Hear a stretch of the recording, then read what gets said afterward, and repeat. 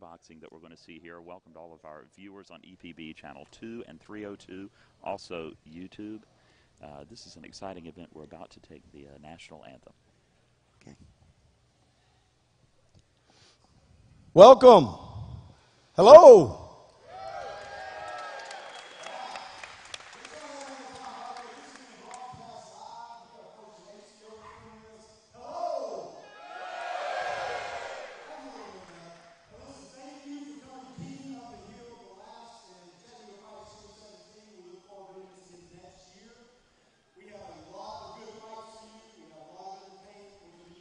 $1,000.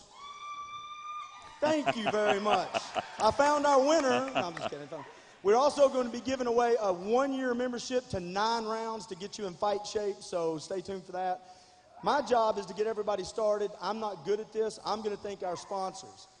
Lori Monteith with Keller Williams, Green Form Construction, Warren and Griffin, attorneys at law, Lipsy Logistics, and, of course, we've got Brewer Media, EPB Fiber Optics, Streeter Signs, News Channel 9, the Chattanooga Lookouts, and Bridge City Strength and Performance. I'm Clint Powell, Connect Promotions. I want to thank you for attending tonight. And the gentleman that's going to be making sure all of this goes smoothly from the ring is Travis Drew, or as I like to call him, the Southeast voice of boxing. Travis, it is yours, sir.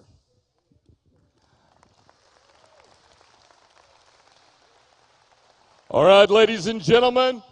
Welcome to Camp Jordan Arena.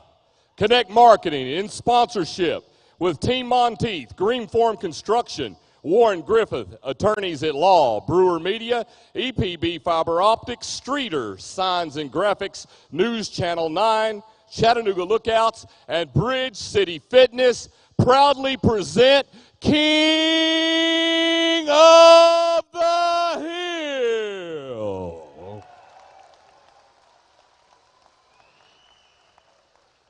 At this time, if I could have everyone please stand to your feet for the national anthem.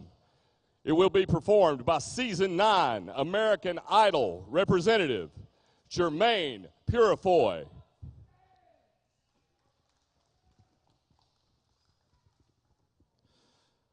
Oh, say, can you see by the dawn's early light what so proudly we hailed at the twilight's last gleaming, whose broad stripes and bright stars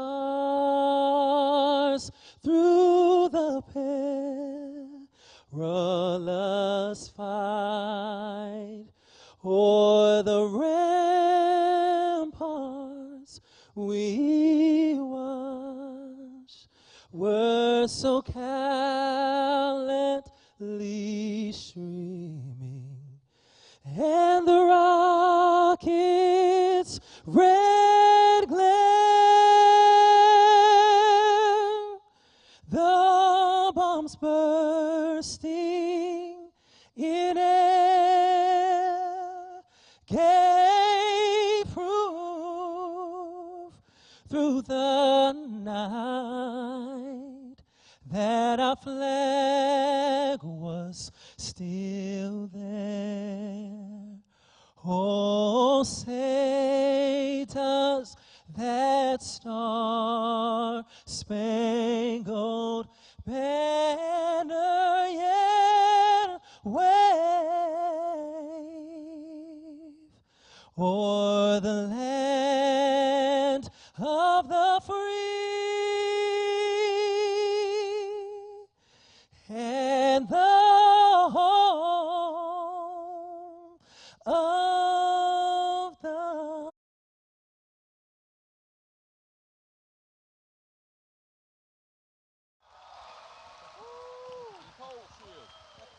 Ladies and gentlemen, if I could have everyone please remain standing at this time, here in just the recent times we've had here in the United States of America. Innocent civilians and first responders have lost their lives.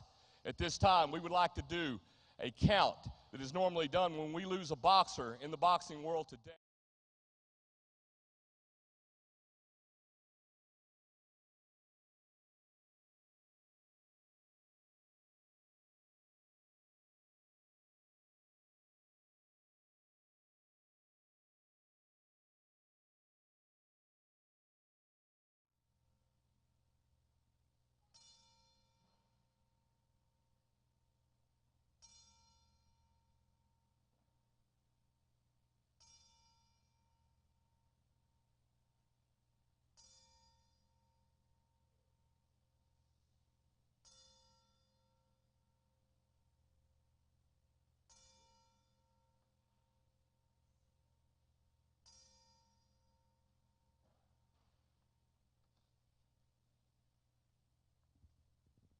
All right.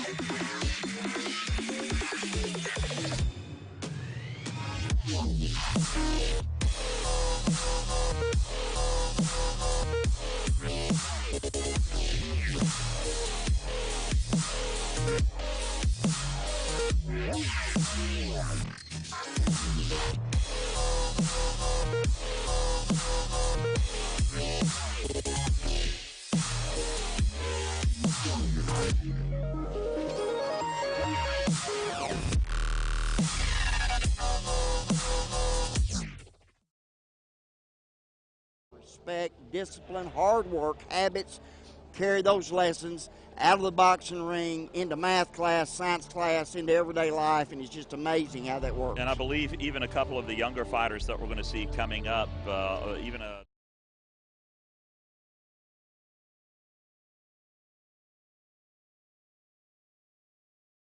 YCAP, because they were having academic problems and behavior problems at school.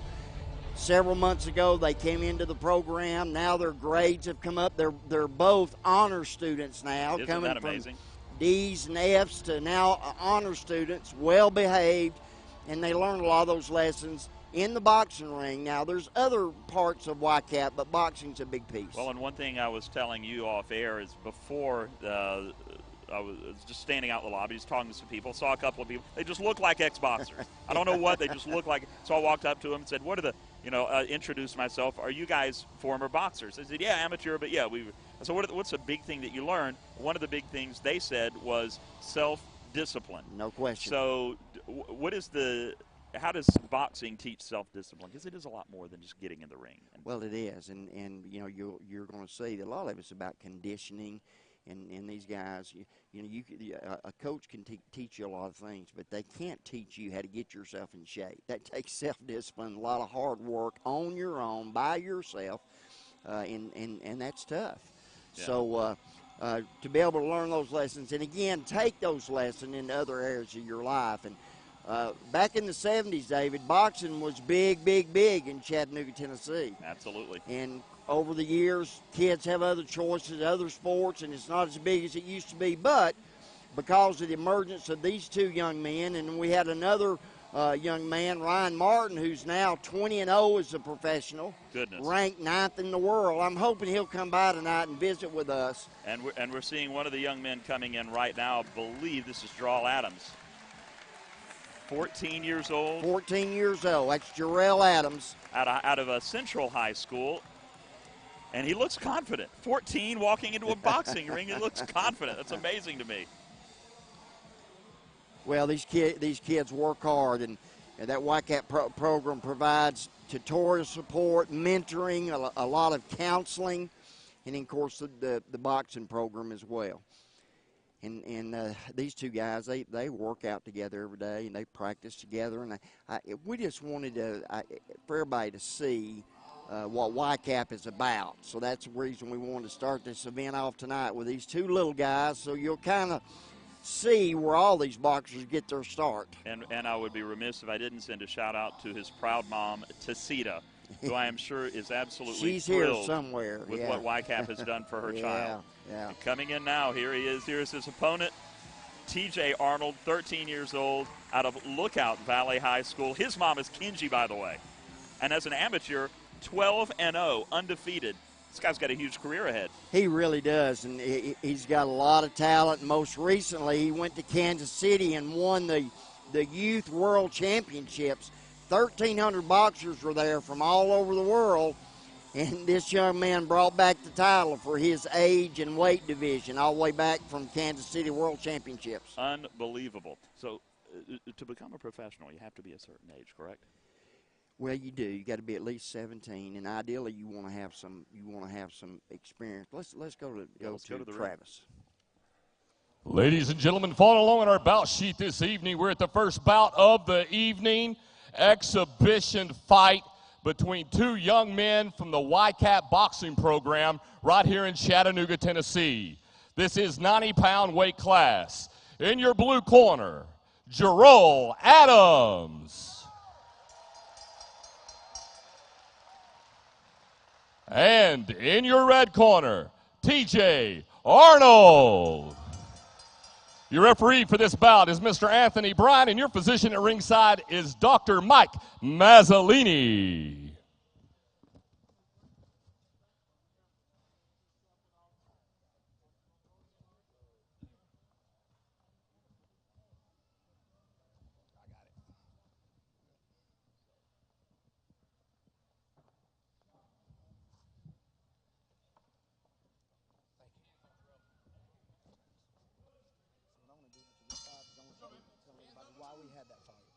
Those are the YCAP boys. That's where Roger and Joseph came from. No more ring.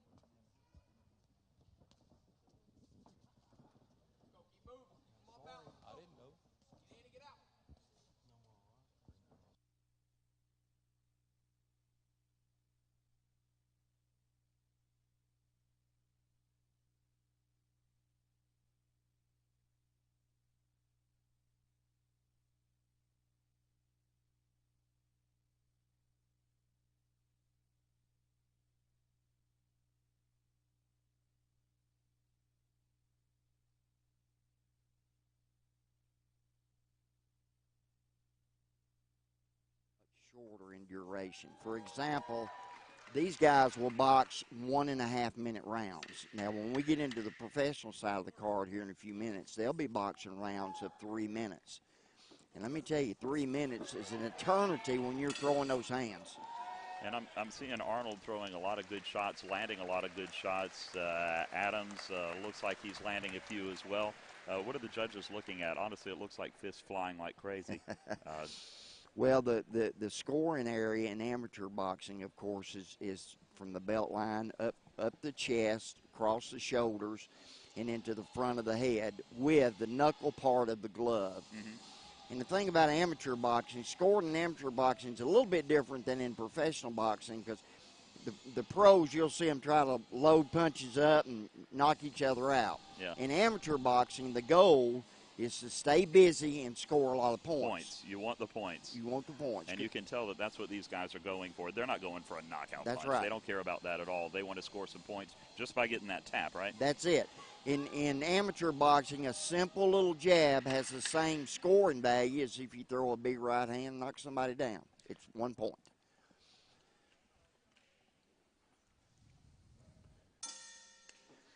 And here we go with round two. If you had to score them, round one, who do you like? Well, I like them both.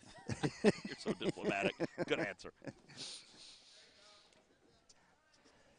I'm not so sure if the judges are even keeping a scorecard on this particular bout, since they're both from the same gym and Right. it's just an exhibition. They'll probably declare them both winners. And they are. But again, I think the goal was is so that everybody could see that here's how these young boxers get their start, just when they're very young. All right, a lot of punches being landed by T.J. Arnold in the red gloves, Jarrell Adams in the blue gloves. Just as important as throwing punches is how to take the punches. And you can see that Adams has his arms in and is absorbing a lot of those punches on his arms. Yeah, when those, if that blow lands on the glove or on the arm, it's not a scoring blow, so that point doesn't count. That's a pretty close round. Both little boxers, busy. They both look good form. Yeah. And they're both very young. So if they stick with it, they got a long ways. They can go a long ways. And also a big shout out to the trainers who are not just training them in how to box. They're training them in life. They're part of the YCAP. Well, they are, and the key is, and you got Bryce Johnson over in the blue corner, and you got Chad Henley over here to my left in the red corner, and those guys are volunteers. Yeah. You know, they come every day and work with these kids and love on them, and they're just volunteers, just giving back to the community. And again, these are now honor students due to the work that these volunteers are doing. Honor students at their schools, Central High School for Jarrell Adams and Lookout Valley High School for T.J. Arnold. Big thank you to Team Monteith Brewer Media, EPB Fiber Optics, Green Forum, Warren and Griffin, some of our amazing sponsors for tonight's event. King of the Hill as we begin round three.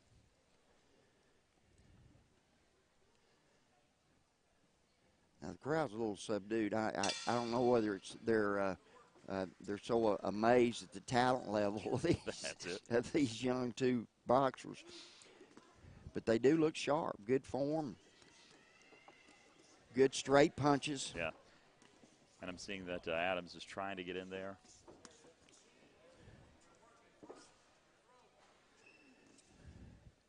Now, their coaches teach them to throw everything off your hands being up. And you see how he's both boxers keeping those hands up and trying to absorb those blows, and then they work off that.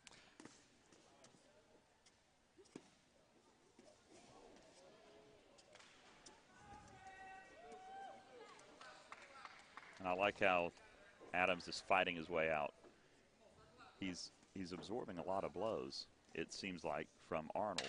Yet he's not giving up. He's continuing to get right back in there. Yeah, you know, and TJ's a little bit bigger. I'd say TJ probably outweighs him 12, 15 pounds. Sure. So he's a little bit bigger, but they look good together. They do. Put on a good show, and everybody got to see what amateur boxing is about.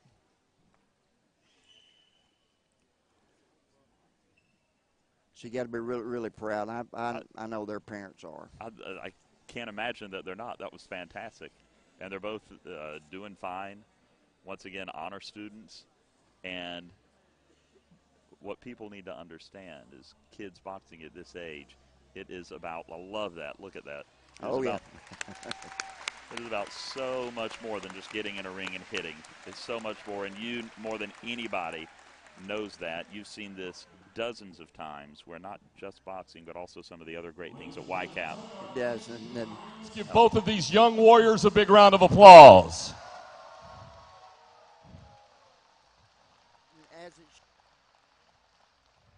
Once again, both of these young men are in the YCAP program. That program helps get children off the streets, inner city.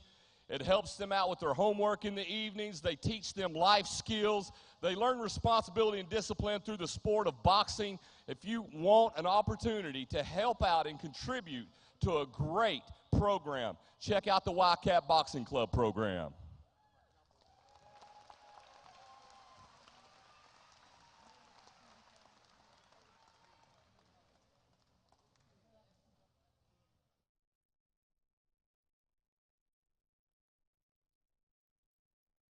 The for real folks that are going for a win. Yes, we are, and it's what everybody came here to see. Yeah. And coming up, we've got Darius Shorter. He's going to be taking on Christian Montovo, and these guys. By the way, I'm sorry. I'm looking at the two youngsters. They're walking back to the back. They're just talking about how the fight went. They're just having a good time with each other. And I think we're about to announce the next fight. Just great respect, but that is exactly what the sport does. So yeah, we.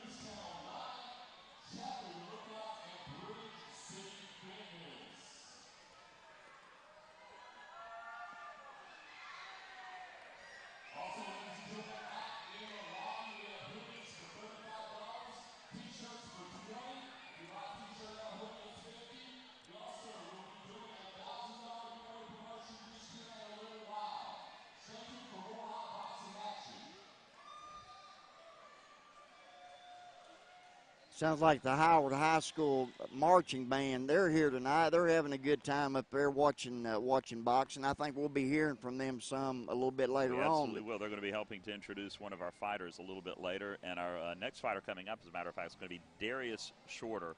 And I'm going to let you read the handwriting. What's the nickname? You know what? Gatomimus.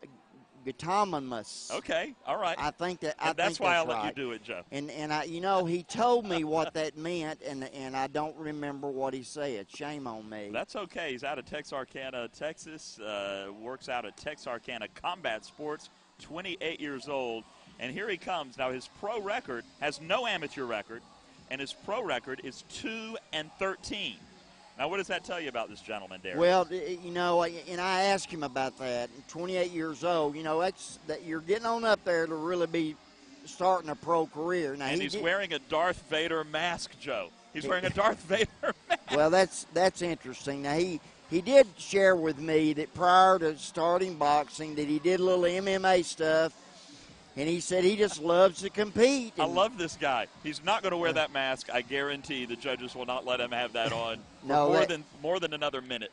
No, that will come off. And, he may have got that from our reigning world champion right now, Deontay Wilder from Tuscaloosa, Alabama, the WBF heavyweight champion of the world. That's the way he comes to the rings. I just bet you he's trying to copy Deontay there, but that's okay. That's have a little totally fun okay. with it. Hey, if you're going to emulate the best, that's right? That's it. Have a little fun with it. His name is Darius Shorter. No amateur record. Is that unusual to see somebody in the pro ranks, even with a 2-13 record, with no amateur experience at all? Well, it is. You rarely see that. And but he said that he went into the boxing gym just to get fit and just discovered he loved to compete. And he did tell me he's done a little bit more MMA than he has actually done boxing.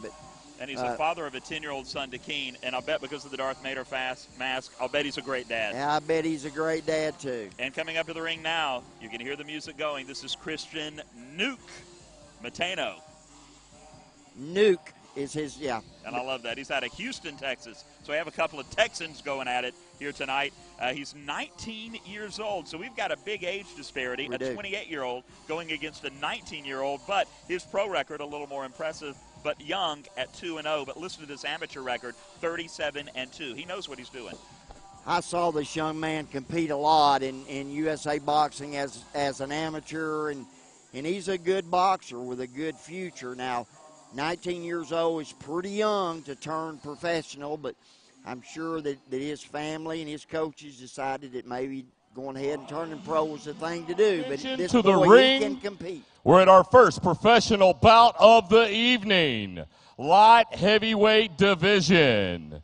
Your judges at ringside are Carolyn Drew, Blake Waddell, Danny Ziemba, and Mike Carter.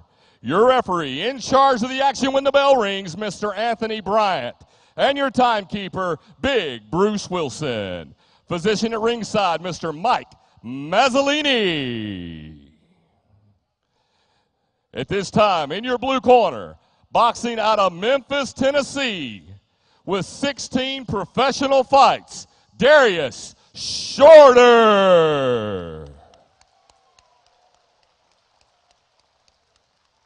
And his opponent, making his pro debut, boxing out of Houston, Texas.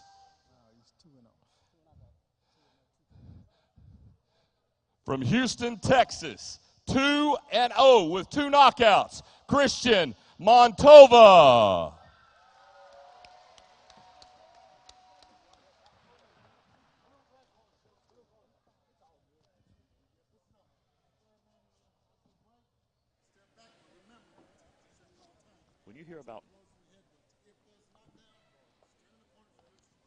When you hear about an athlete like that, 2-0, 37-2 as an amateur, is Darius, do you think he's intimidated right now? Or do you think he's, okay, I got this? Well, I think that to get inside the ropes, get inside that boxing ring, you got to have an element of no fear. And so I don't think he's thinking about that. I don't think he's too concerned about what's in front of him. You get in the ring and have fear, you don't get in the ring. Yeah, right? that's exactly right. So he's just thinking about what he's got to do to take care of business.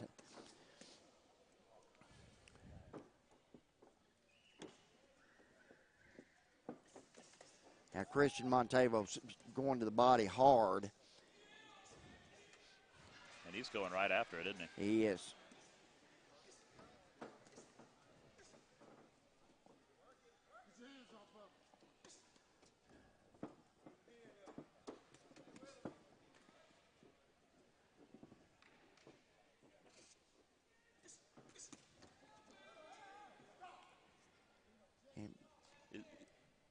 Darius is a little bit longer. If he'd stick his jab out there, he's got a little reach on him. I think on it Christian, but he's got to let his hands go.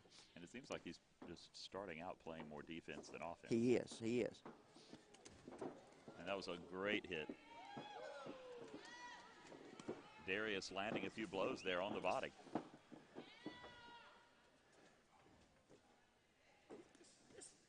And there's a good hard right hand. He hurt him a little bit. Down he goes.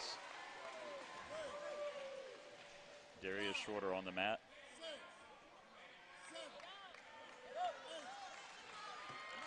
And Darius is back up, ready to go.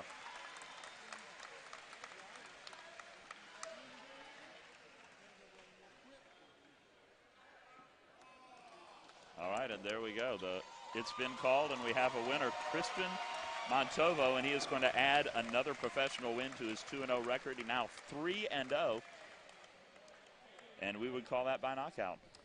Would you call that by technical knockout? I think that'd be a TKO. I saw the referee talking to him, asking him if he wanted to go. He wanted to go, and Darius Shorter said, "No, I've had enough." So that's unfortunate. So what does it tell you about Darius specifically?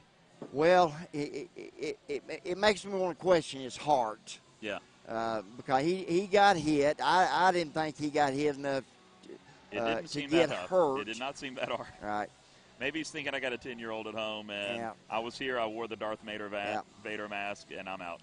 Well, and, you know, we've got folks here tonight, what we call inspectors from the Tennessee Athletic Commission, and they pay very close attention to that because And the doctor is looking at him right now to make sure he's okay. You want to make real sure that, you know, that a boxer's not showing up at the ring just hopefully get a paycheck and you know, the first time he gets hit, it's going to go down. And I don't think that's the case. I do think that Darius saw pretty quickly he was probably outmatched. It was not going to go well. And it was not going to go. It wasn't going to go well. And that's to Christian Montovo's credit because he looked sharp. He looked very professional. He's totally in shape. I'm pretty sure that his body fat count is what my GPA was in high school.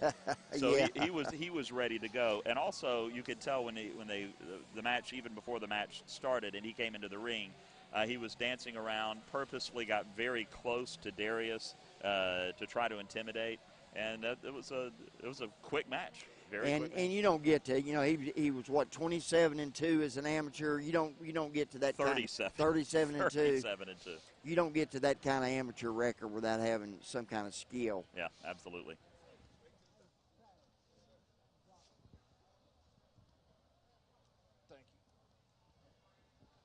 All right, ladies and gentlemen, turning our attention to the ring, we have a winner by TKO. Red corner from Houston, Texas, Christian Montano.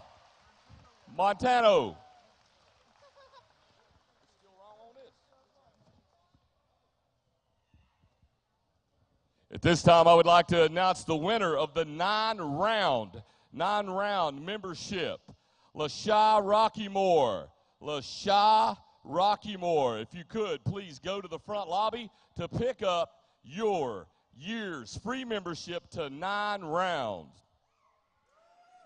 Darius' eyes, I seen him walking out of the ring. He looks kind of swollen up. I don't know, he might have took a thumb in that eye. I don't know. I think so. But it looked awful red and swollen up. And I see the doctor taking another look at him over there. And that is a shame. And maybe we were a little hard on him before, but it is a shame to go through that preparation, kind of get in the ring, and first round, you know, you're out. And it did look in his favor, I guess, in Darius' favor, that maybe he was, you know, at least he was throwing some punches, and it looked like he landed a couple. Maybe he got a point or two. Yeah, I'm sure he scored a little bit, but he was clearly outclassed, and probably everybody would like to see a little more boxing out of those two, but that's a sport. You just never know. And that's why we have a lot of boxing tonight. Up next for our next bout, it's going to be Kendrick Houston versus Carlos Welch. And I'm looking forward to this one as well. This has a couple of folks that are, I would say, fairly new to the pro circuit. One is Kendrick Houston is 0-1. Never boxed as an amateur, took up sport for fitness about a year ago and absolutely loves it. And this is Carlos Welch, pro debut, though undefeated, 13-0 as an amateur. So this is really they're fairly new to the pro circuit. Anything that they are in for, pro versus amateur. Well, again, as we mentioned earlier, the scoring is a little bit different. In professional boxing, obviously, you want to try to knock your opponent out and trying to land the big shots, and the rounds are a little bit longer than they are in the amateur ranks. Amateurs is all about scoring points. Amateur, are they always wearing a helmet in amateur? They wear a headgear, except on the Olympic level. You know, our last Olympic Games, they voted to take the headgear off for the Olympic Games. Now, leading up to the Olympic Games, we still wear the headgear even in the amateur ranks. Is there any different strategy? I know it's you go from points to more trying for a knockout as well as points in the pro. But with the headgear off, is there anything psychologically or different approach that the boxers will take? Well, the boxers will tell you that they like the headgear, not so much that it absorbs the blow from getting hit so much, but the worry about headbutts and cuts. Yeah. A lot of times when you see boxers get a cut on their head or their nose or over their eye, usually it's not from a punch, it's from a clinch or rolling out of a punch, and we butt heads, and then we have a cut. So the one thing those headgears do on the amateur level, it really prevents those cuts from happening. Now, as they progress and they become pros, then they have better skill at keeping the head out of the way, keeping those cuts from happening. I'm David Carnes alongside Joe Smith, founder of YCAP and possessor of all things boxing knowledge. And this is just a thrill to be here at King of the Hill at Camp Jordan. Want to welcome all of our viewers on EPB Channel 2 and 302. We are also broadcasting on YouTube. And a big thanks to some of our sponsors, Warren & Griffin, Lipsy Logistics, Bridge City, Channel 9 News, Chattanooga Lookout, Streeter Sign and Graphics, EPB Fiber Optics. And we've had a couple of, this is amazing to me. I love the feel and the atmosphere that's in here tonight out at Camp Jordan Arena. We have a lot of tables, a lot of guests, and they're having a legitimately good time, and we've seen some good action so far. And what I like about this, as we progress and get to the main events, one, Dante Bryant versus Joseph Too Fast Francisco, as well as our final event of the night, Adam Young versus Roger the Hitman Hilly. You will not want to miss those fights. You talk about seeing some of the cream of the crop. These guys are it. They really are, and again, I want to remain professional, but I'm prejudiced towards those two boys. You want to go into that now? You want to tell why? But that's a great story. It's a great story. Well, David, those two young men grew up in my home. Yeah. And so I got to watch them from very little boys to grow up to become young men. One of them, Joseph, makes no secret that he struggled some as a young man, made some bad choices, had to spend a little time locked up, and he made the most of that opportunity. Now, like I think I told you earlier, he's the kind of young man you hope your daughter brings home. He's just a model young man, working hard as a boxer, giving back to his community. He's become a real productive, contributing member of society. And that is one thing that I will say about YCAP also, is that what you're seeing tonight is a lot of the result of YCAP and taking young men at risk and giving them a hope, giving them a future. And if folks are listening out there, maybe you've never heard of YCAP, YCAP, it is a great organization to get in on. Helping, you guys are on the front lines of taking kids that need someone. They need some love. They need a little direction. Maybe they don't have parents that have been steering them in the right direction. That's where you guys step in and you make a world of difference. Well, you know, it's true that a young person does need hope. And, you know, I encourage folks all the time to just get involved in other people's lives and just love on somebody and help a young person be all that they can be, and that's what YCAP tries to do. And in boxing is one of the many ways that we use to do that. And we have a second before our next fighter comes into the ring. We'll announce them as soon as they do. But touch on a couple of other areas that YCAP takes these kids and gives them a hand up. Well, most of them are referred out of the juvenile court system. So it's kids that are commonly referred to as status offenders. So that means they have charges like truancy, unruly, runaway. So they're just beginning to act out and get in trouble. Or maybe a principal or a guidance counselor identifies a child that's really struggling. They make those referrals. So we provide that tutorial support, school accountability. You know, we see so many kids that have fallen behind in school. A lot of times not their own fault. You know, they go home and maybe they're being raised by a single mom. Many cases a grandmama. Oftentimes the men, the dads, are absent. So I say often, David, when I was growing up, my monsters were pretty pretend. Yeah. A lot of these kids today, their monsters are very, very real. And Joe, you mentioned the importance of dads, and I think that is one of the most understated things in a child's life, the importance of that dad being there and being involved in a child's life. No question. Hardest job I ever had being a dad, but let me tell you, it's the most important job I ever had. And these young people do need men in their life. And I think it's about time for our next. You want to talk about a man? That's a full-on man right there, boy. That is Kendrick Houston. He is 27 years old out of North Carolina. My goodness. Now, as a pro, he's 0-1, but I'm telling you, he appears to be very Foreman-like, and I'm guessing one hit from him, and you will know it. He has never boxed as an amateur. He took up sport for fitness about a year ago, and he loves it. Now, I'm going to say one thing, Joe. We talk about fitness and longevity in the ring and how important that is. What's your take on Kendrick, 27 years old? Well, he's a big old boy. He's Big old boy, yeah. I can tell you that. And, I visited with him just briefly back in the locker room, and I said, "You're 27 years old. Why boxing?"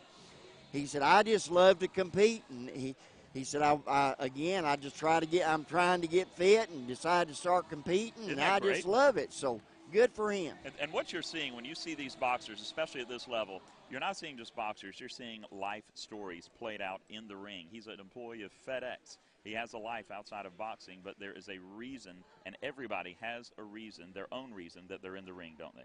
They really do. And he drives a truck for FedEx, and in his corner over there is his young son that's helping him work the corner. And so, I mean, they're just having a good time and a great experience now. So let's just hope that he's in shape and ready to compete, and it'll be interesting to see what happens in front of him. And here is his opponent, Carlos Welch, out of Atlanta, Georgia. He works out of the Holly Rock Boxing Gym. He is 37 years old, 37, and this is his pro debut. So he is 13-0 as an amateur, and he formerly boxed in the U.S. Navy. Married, 5 kids, 37 years old. Interesting story. He recently retired from the Navy. He boxed a little bit in the Navy. He had 13 amateur fights and recently retired from the Navy. And he said, I'm going to keep myself in shape. So he went into his boxing gym in his hometown. He said, why not? I've got a little bit of experience as an amateur. And he's got 5 children, and they're all here tonight. Isn't that great? So good for him. And it's we were talking about the importance of dads in the relationships with their kids. His 5 kids are here tonight. Kendrick's kid is in his corner. I think that's just amazing. It's just both amazing stories, and so they're fixing to get it on. It's going to be fun to see. So who? All right, ladies and gentlemen, turning our attention back to the ring. We're at bout 3 of the evening, heavyweight division. In your blue corner, boxing out of North Carolina, Kendrick Houston.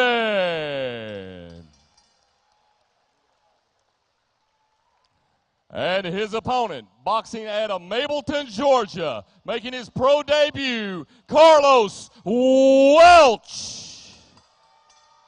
Once again, your judges at ringside are Carolyn Drew, Blake Waddell, Danny Ziemba, and Mike Carter. Your referee, in charge of the action, when the bell rings, is Mr. Danny Ziemba. Your physician at ringside is Mr. Mike Mazzolini.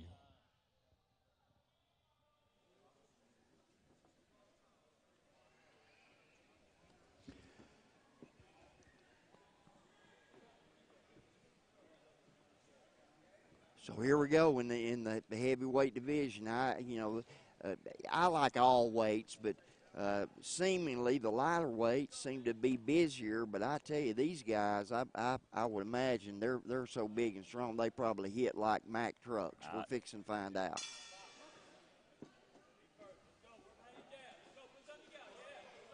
And there's a nice flurry that I wasn't expecting in the beginning. And there's a good right connected by Kendrick.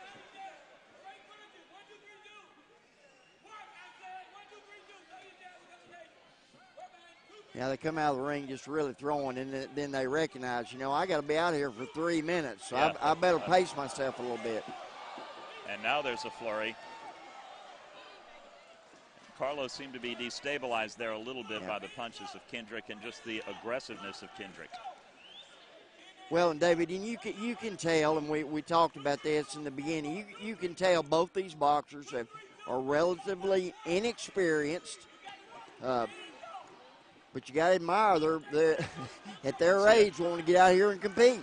And I'm seeing a lot with Kendrick, open arms where he's not really protecting himself when he's throwing those punches. A little more of a wild swing than Carlos.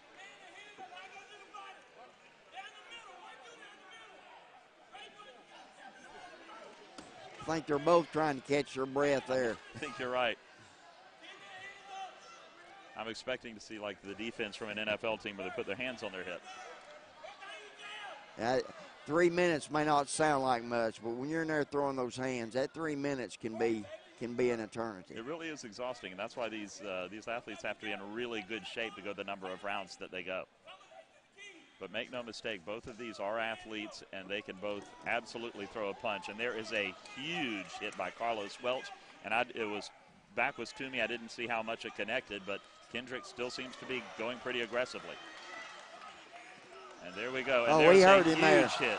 He hurt him there. By Carlos Welch. Kendrick Houston goes down and right back up, but he is definitely staggered. You can tell that was a good right hand Solid. right on the button. Very solid. And it rattled him a little bit.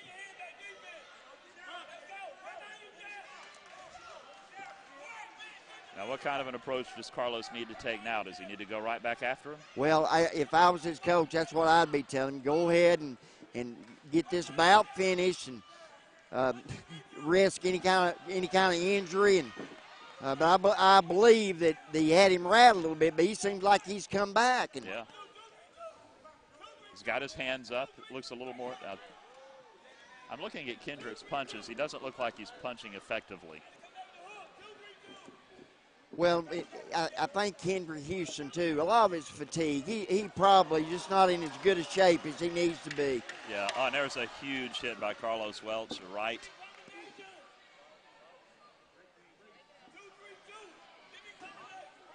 And that 13-0 amateur record of Carlos Welch seems to be displaying itself. Yeah. It's showing a little bit. Kendrick Houston 0-1 as a pro, never boxed as an amateur, so I'm not even sure how many times he's officially been in the ring, actually. Well, and that is true. And I tell you, this sport more than any, unlike football or basketball, where a team sport where you can kind of take a play or two off and relax, well, it's just you up there by yourself. So conditioning is so vitally, vitally important. But look at his son. His son is over there talking to him, coaching him. I love that. Yeah. That's awesome. That is really nice. This is King of the Hill out of Camp Jordan. We're so glad you guys are with us. We're about to start round 2 in the heavyweight bout between Kendrick Houston, 0-1 as a pro, never boxed as an amateur, and Carlos Welch in the red boxing gloves. Kendrick Houston is in the black boxing gloves. And this is a great fight. I'm enjoying this fight. You're getting to see a lot of contact. You're really getting to see the toll that boxing takes on a human being. It's you watch it on TV and you think, well, I could do that. I could get up. No, you couldn't. Not without a lot of training. Well, I tell you, David, this is not pretty, and neither one of these boxers are real skilled, but they're going after it. They're giving the crowd what they came to see. And Kendrick Houston going right over, crossing the ring. And Kendrick Houston attacking. If Kendrick ever catches him with that big right hand, it's because you know he's strong. It's almost like they're not watching where they're hitting. They're so excited, the adrenaline is going so hard that they're just hitting more out of defense than offense. That is true, and again, a lot of it's just inexperience, but they're competing. Feeling each other out a bit.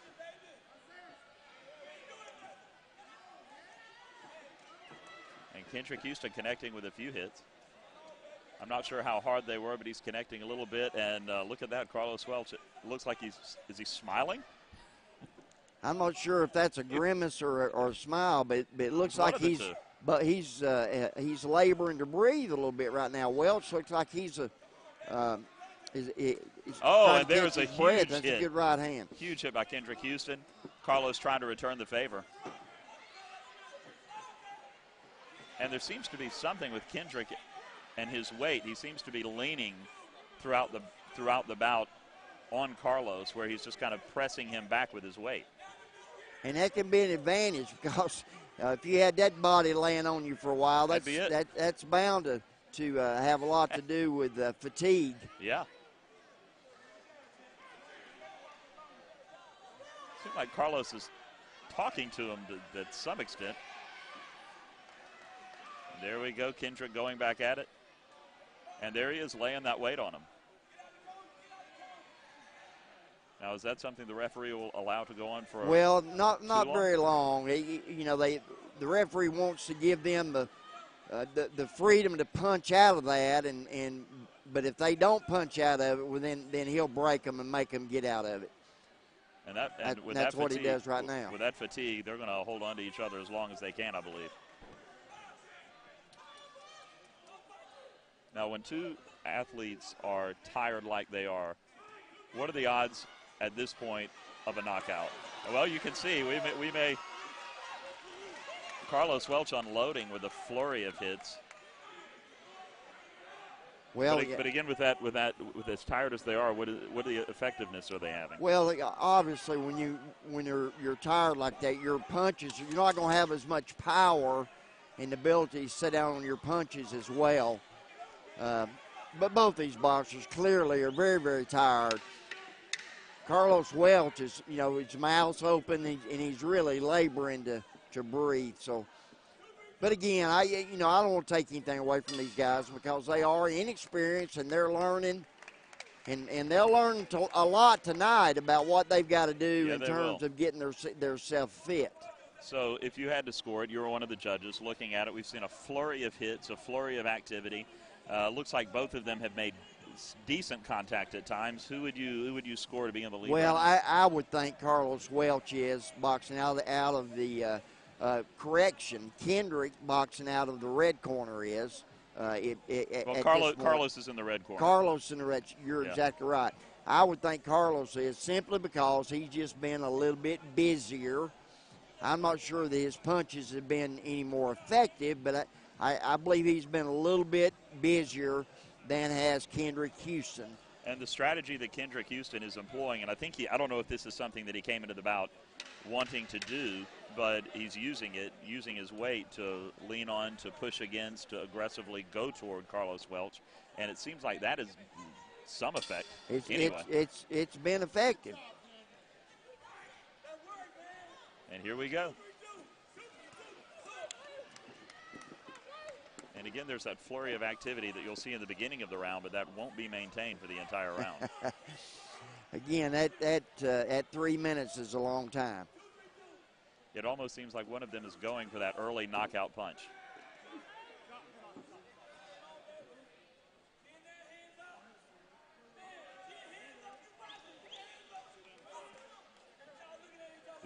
Is it common for them to talk to each other the way they are? No, that's real unusual. I'm not real sure what they were both jawing a little bit. I'm not sure what that was being said, but it looked like both of them had something to say there.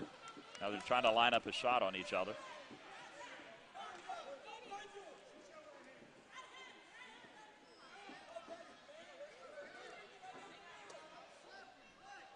Kendrick Houston attempting to get a couple of shots in on the body there.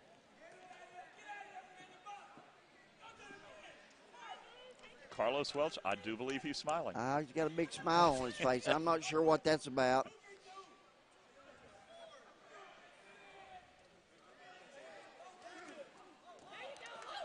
And Kendrick Houston pushing him into the ropes. I think he hurt him a little bit there.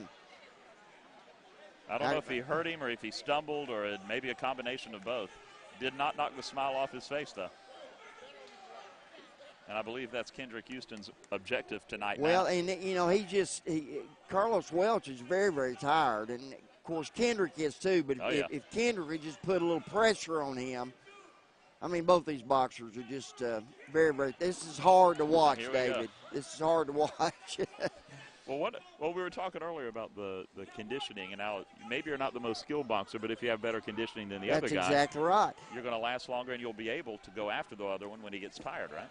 That's exactly right. And again, this sport is probably about 70% conditioning. Yeah. I mean, you can have great skill, but if you're not in shape, you can't utilize the skills that you have.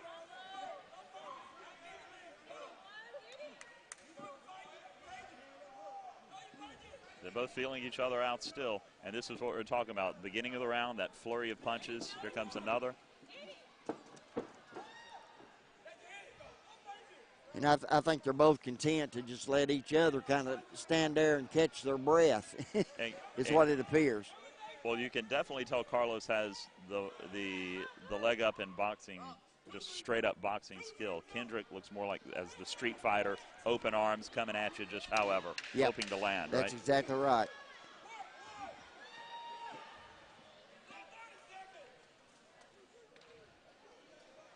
We're winding down to the third round. And These guys will have one more round to go, and I got to believe they'll be glad to get that one more round over.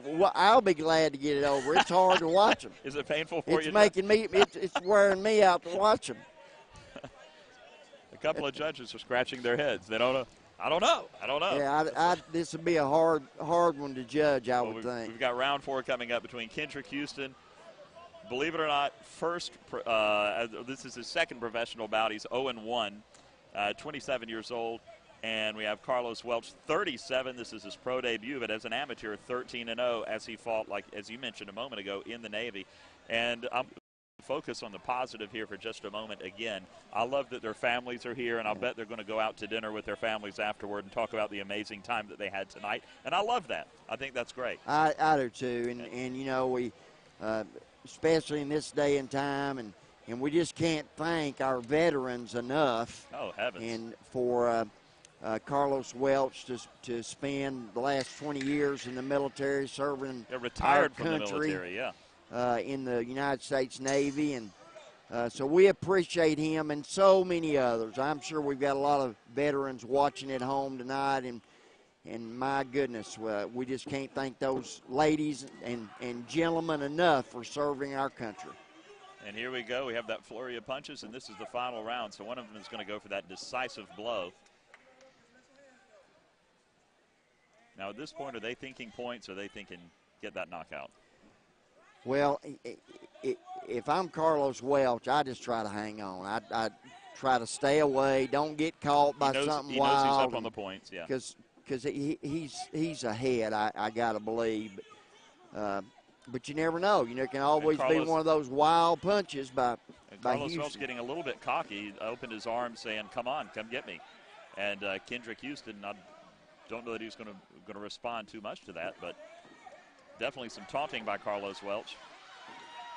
And there are a couple of good solid blows landed by Carlos Welch in the red.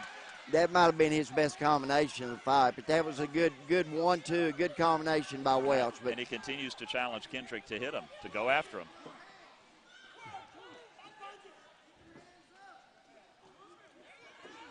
And there he goes. He's again using that weight to just press his opponent. And another left landed by Carlos Welch.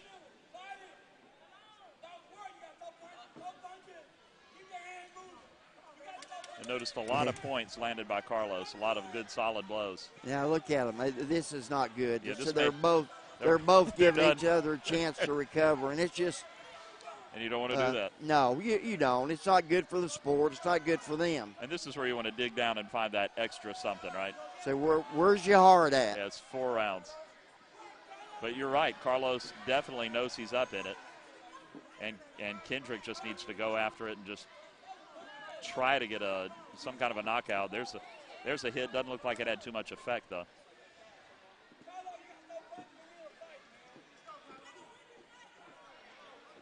It's King of the Hill, Kendrick Houston in the black, Carlos Welch in the red. Carlos out of Atlanta, Georgia. This is his pro debut, and it looks like he is going to, barring a last-minute knockout, going to go 1-0 as a professional. But even as a professional, this is his first professional bout, Joe. He's learning a heck of a lot about what he needs to do to get to 2-0. What he's got to do to get to 2-0. You know, as an amateur, he probably boxed at the most 2-minute rounds. So there's a big difference between a 2-minute round and a 3-minute round. And also in amateur boxing, where he had 13 amateur bouts, I believe, there are only 3 rounds, 3 2-minute rounds. Yeah. So that's a lot of difference to go from 3 2-minute rounds to 4 3-minute rounds. And Kendrick landing a body punch with his right hand. Tried to get a couple of, but it's really hard to connect with a good blow when you're swinging the way he's swinging in a boxing ring, right? It's more of a street fight approach. And there we go. That is the bout between Kendrick Houston and Carlos Welch. And well, you know what, David? I see him coming up the steps with a 5. I thought that was a 4-round. I think it is. He took the card away. He took the card away. Yeah, okay. Yeah, it's a 4-round bout. I thought it was. That confused me when I saw the ring girl get up with the number 5, and I was sure that was just a 4-rounder. Thank goodness. The boxers, they were scared to death. We didn't want that to go another round. We didn't want that to go another round. But you know what? Again, these are two amazing young men. And I say young because I'm 49. Carlos, 37 years old. It's pro debut. Most likely about to go 1-0. Kendrick Houston, a ton of heart. And he's the kind of guy I would honestly like to hang out with. He's there with his 10-year-old son in his corner. And I think it's beautiful that they're hanging out and spending that time together. And you know that son, helping him off with his gloves right now, thinks the world of his dad. And he should. No question. Dad's got some big heart, and he's not scared. And, you know, at this level and at their age, neither one of these guys are going to go on and be world champions in this sport. No. But they can compete and make a little money. But, you know, they had to travel a little bit to get here. And so they made about enough money to put gas in their car and maybe go out to dinner. They're going to go to Chili's after? Heck yeah, why not? So they're sure not doing it for the money. But you know, like you mentioned a moment ago, you know, they're wanting to stay in shape. They have had some enjoyment in lesser ranks in the Navy and well, Kendrick never boxed before in his life, other than one other time, and it was a loss as well. But, you know, they're doing it for totally different reasons. And I kind of like the reasons that they're doing it for better than fighting for money, fighting for glory. Well, you're right, and neither one of them, they both refused to quit in spite of how tired they were probably both ready to quit, but they didn't. They didn't. So you got to have a lot of respect for them for that. You think either one of them will be calling 265 hurt just because? Well, they may be, and I'm sure Mark Warren he'd welcome their call. One of our great sponsors. Absolutely. And here's the winner. We go to the ring. In this heavyweight bout, we had to go to the scorecards. Judge Carolyn Drew sees the bout 39-36. Judge Mike Carter sees the bout 37-38. And Judge Blake Waddell sees the bout 37-38. For your winner, blue corner, Kendrick Houston from North Carolina.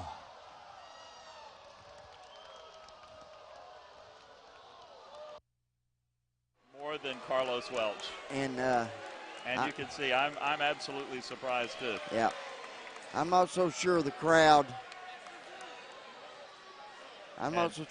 liked that decision, but I tell you, I don't agree with that. What's your take on that? Because even as somewhat of a novice, myself, I don't understand it either. Unless they saw something that I didn't see, I felt like that Carlos Welch was the much more effective puncher, that he was the busiest boxer. So I'm just not sure what the officials saw there. Our judges, Blake Waddell, James Michael Carter, Carolyn Drew, they saw something we apparently did not. Or maybe they were literally counting punches or counting blows landed, and maybe they saw something technically that just, to me, sitting watching a boxing match, looked like a clear decision for the other person. Well, that's true, but then that's boxing. Sometimes that happens. Maybe Well, they box. That's why we're over here talking and we're not judging, I guess. And I can promise you, if you put me or Joe in the ring, it would be a lot uglier than what you just saw. I can promise you that. Our next bout is going to be a big one, and this is the one that you've been waiting for, one of the ones you're waiting for. It's a main event, lightweight 135, Dante Bryant versus Joseph Too Fast Francisco. Great story with Joseph, lived in your home for a while. Came up from a rough beginning, at a very rough time before he went into boxing and before his encounter with you. And I know that you love this guy, but I know that you want Dante Bryant to put on an amazing show as well. Well, I tell you, Joseph had a very good amateur career, and then, as I shared before, made some bad choices and had to spend a little time locked up and really learned from that experience. And now he's back in the gym, started back boxing about a year ago.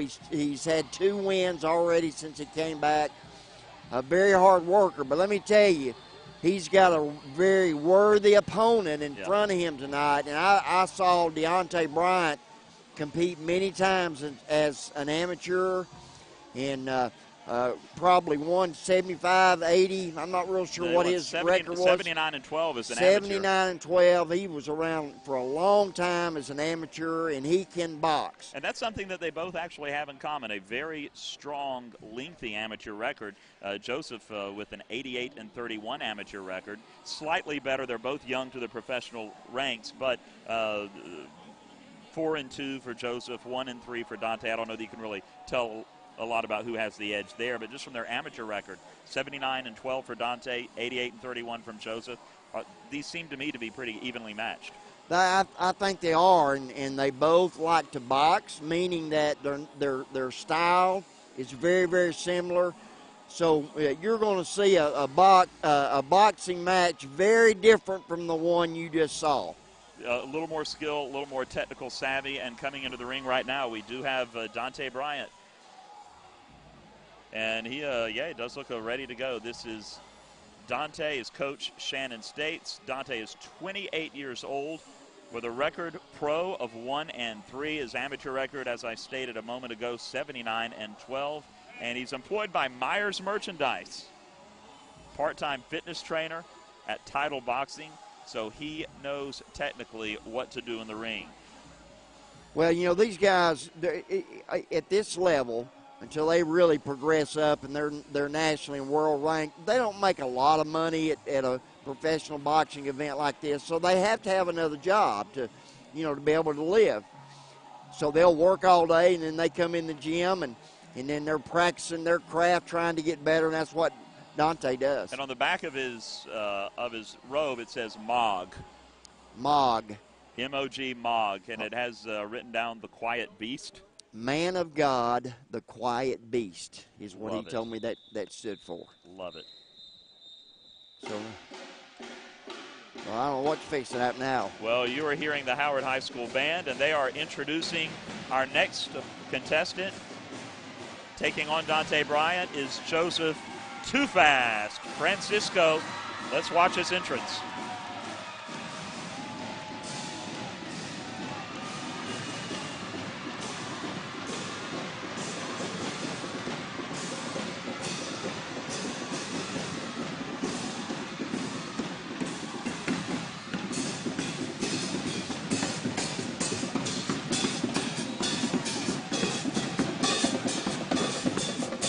Howard High School Band, they are impressive. This is the drum line of Howard High School.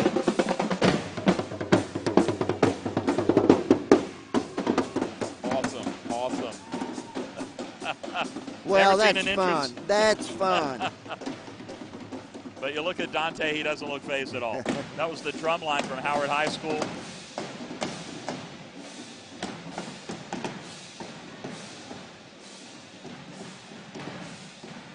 The Howard Hustlin' Tigers marching band bringing in Joseph Too Fast Francisco. So that's a lot of fun involving those kids. And here he comes, 28 years old, a pro record of 4 and 2 out of Chattanooga, Tennessee, and the YCAP Boxing Club. This is Joseph Too Fast Francisco.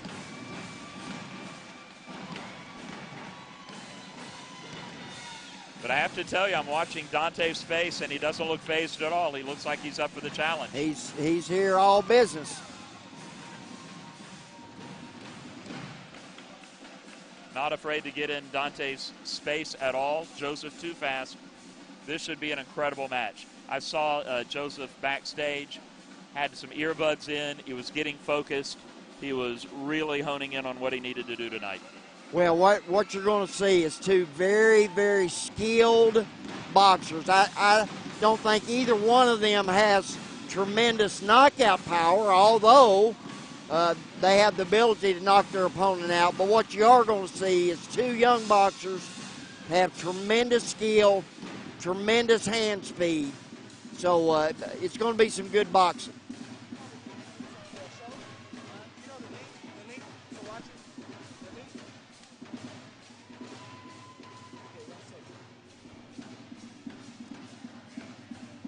Howard High School still playing. The boxers still, the adrenaline's pumping. And here we go. Let's go ahead and go to the ring.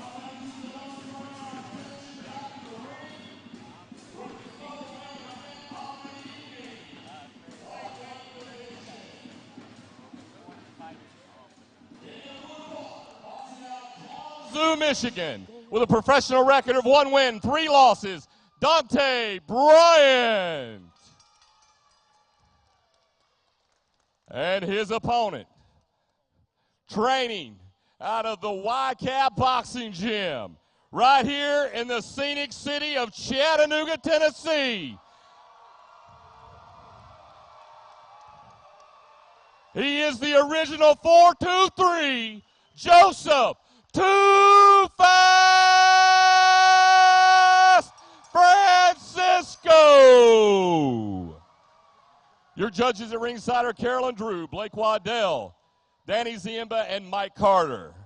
Your physician at ringside is Mr. Mike Mazzolini. Your timekeeper, Big Bruce Wilson. And the man in charge of the action when the bell rings, Mr. Anthony Bryant. Well, these two guys are focused and ready to go. And Deontay Bryant has a little bit of height advantage, a little bit of reach advantage. It's going to be interesting. And I know that's an advantage, but how much of that is an advantage? I know if everything else equal, but just from what you know of Joseph Francisco, is that going to be something that if it's just an inch or two, not a huge advantage, but now if you get somewhat of a reach advantage, then you're able to box outside more. But in this case, they're so close, it's not an advantage. And you can already tell the skill level is a little bit higher than our previous bout. These guys sizing each other up. Both of them with the orthodox style, which means that their dominant hand's their right hand. But they'll fill each other out, and both of them have so much experience. They know how to pace themselves, and they know when to sit down and go to work. And Francisco getting at least a touch in.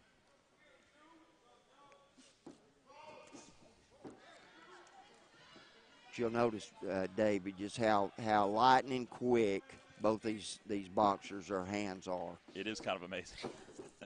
Good night. And there's Joseph Francisco really going at it. Dante not answering with much.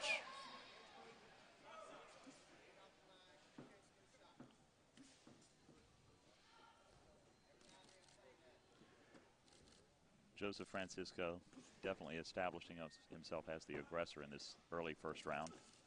Getting a body punch with his left hand. It's a good jab to the body.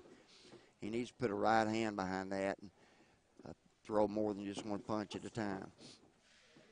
Deontay seems content this time just to see what Joseph Francisco's got.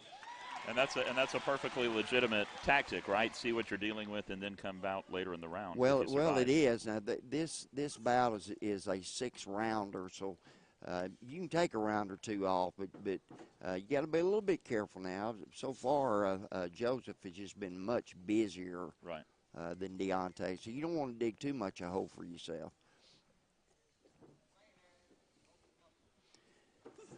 And there goes Joseph again, getting a flurry of punches in. Oh, that's good. And Dante's answering.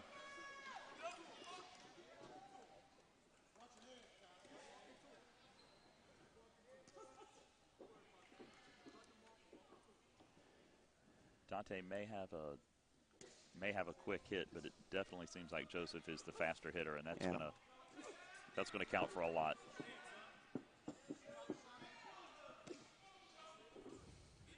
Good left hook by Deontay, but it seems to be he's not putting anything together. Yeah. Deontay Bryant just one punch so far, no combinations at all. Joseph has been a little bit more active in throwing more than one punch at a time. Like, see, we'd see a good example of that right there. I believe one of those lefts connected.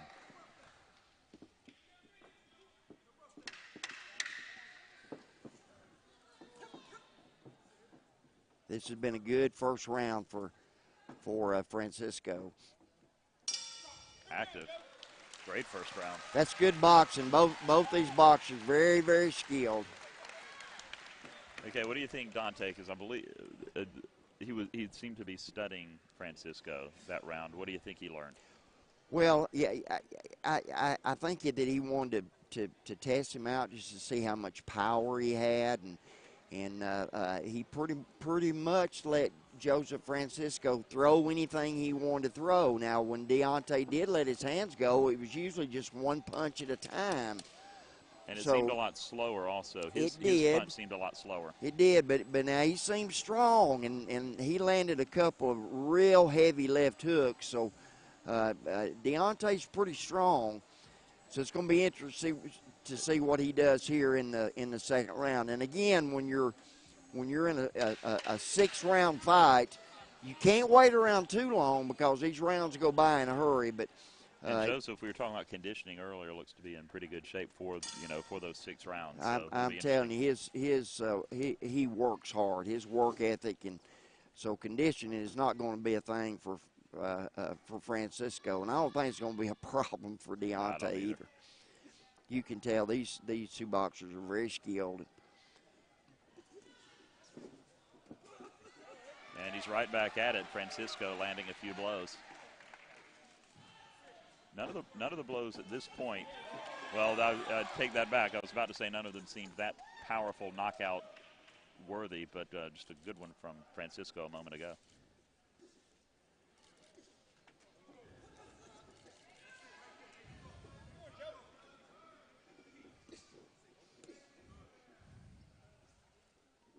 Deontay's a little bit busier this time, but still it seems like he just wants to throw one punch at a time. And it seems he's a little bit stronger in his left hand. It does. You're saying he's right-handed, but it still seems like he's using that left hand a little bit more. He's digging to the body there. Yeah.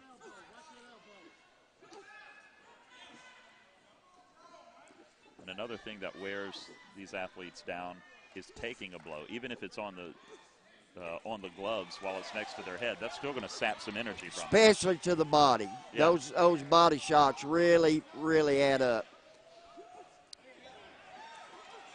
A great combination by Francisco.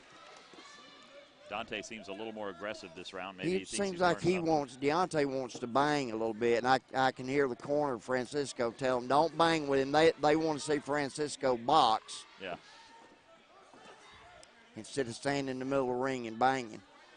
Because the strengthness of Francisco is his hand speed, so he's got to stick and move. And you just saw it right there.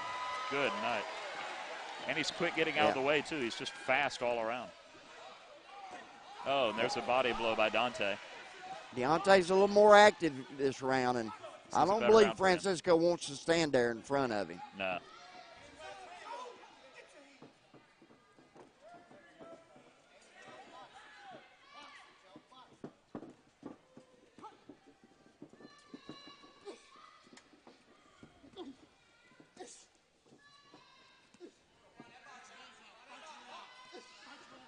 Oh, and there's a right to the side of the head of Francisco. Deontay Bryant much more active this round.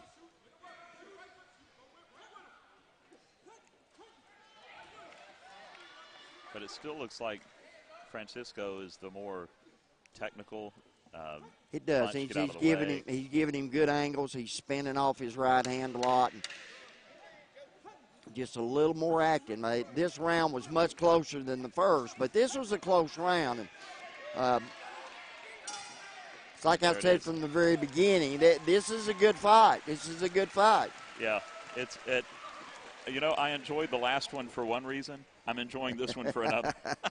This is great. This is King of the Hill Chattanooga Fights 2017. You're watching Dante Bryant from Aurora, Illinois, taking on Joseph Too Fast Francisco. This is our first main event, lightweight 135 event of the night. Dante Bryant versus Joseph Francisco. And thanks to everybody watching tonight. We really appreciate it on Channel 2 and 102. On EPB. You're also watching on YouTube, and a big thanks to Team Monteith, Brewer Media, EPB Fiber Optics, Green Forum, Streeter Signs and Graphics, just some of our amazing sponsors tonight. Your thoughts so far, Joe? David, you act like you've been doing boxing for a long, long time. Let me tell you this. You could put, compared to you, all of the knowledge I have of the sweet science in a thimble. So I bow to your expertise. Sir. Well, this is so fun. I'm so honored to be doing this with you. Well, I'll tell you, I'm a hero of yours just through the work that you do at YCAP. And we're seeing a lot of that result tonight, especially in the form of Joseph Francisco, who's a product of YCAP. And the skills that he's learned through that program, he's representing Chattanooga, Tennessee YCAP Boxing Club tonight in the ring. And he's representing very, very well. But I will say, Dante, no slouch. And Joseph certainly has his work cut out. This is very, very good boxing from both these young men. Good skill, good head movement, quick hands. No, it seems like Dante, because the last 2 rounds, you know, what do we know? Because we completely blew it last match. But it seems like the last 2 rounds probably have gone to Francisco. So Dante is probably thinking, okay, I got to score something. And yeah, he's got to know that, these rounds start piling up in a hurry, and this is scheduled for 6 rounds. And you get 3 rounds behind, it's hard to come back. Now, the second round was closer than the first. But I got to believe Francisco at this point is up 2 rounds to 0. I think we had a little headbutt there. Okay.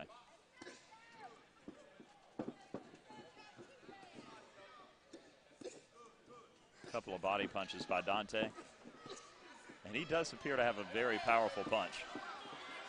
Yeah, and body shots are going to take their toes. Francisco can't just stand there in front of him. I don't believe he wants to stand, but Francisco wants to stay in the middle of the ring and punch. Francisco needs to step back out and box him. That's his strength.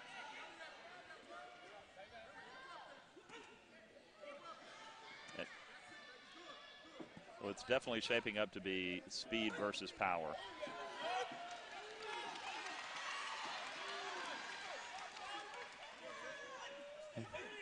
Oh, he hurt him there. Down he goes. He hurt him. That was a straight right hand and Dante right Bryant. on the money.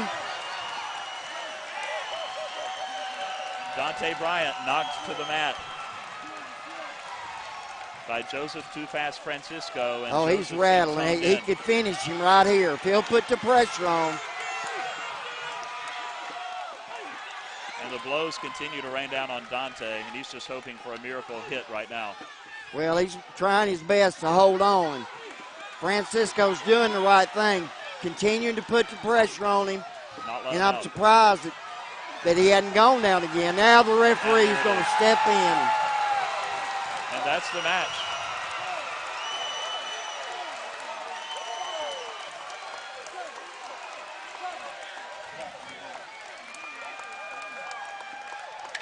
And he's going to let him box some more. He's going to let him box some more. Are you surprised by that? I am a little bit surprised, but in the state of Tennessee, the rules are you can have 3 8 counts in a ring, and he has survived the round. I'm amazed. I really am. I am too. Deontay's tough. He's survived that round, but I promise you that is a 2-point round.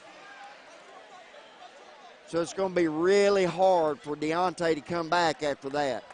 But to his credit, I think he wants to. I think he absolutely wants to. He showed a lot of heart, David. And that to me is the difference between some of the main events and some of the lesser cards, is that these guys absolutely and totally, if they have a breath, if they have consciousness, they want to be out there and they want to finish what they can. He has a lot of heart. It would have been very easy for Deontay to quit, but he didn't.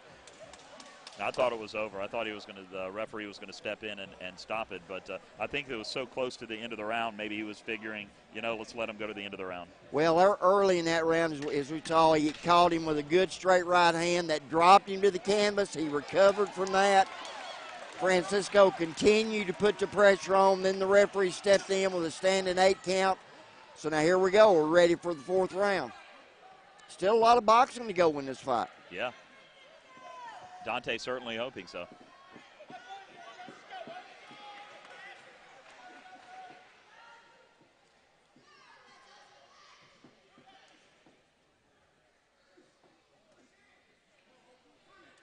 Francisco knows he's ahead. He's waiting for his time, and there he goes. Just that flurry of punches. And he lands a good left.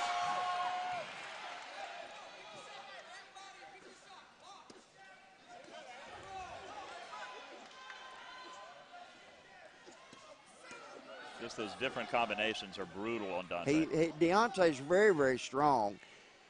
And I got to believe that the coaches of Francisco, they don't want him to stand in the middle of the ring and just pound with Deontay. Dante in the silver, Joseph Francisco in the gold.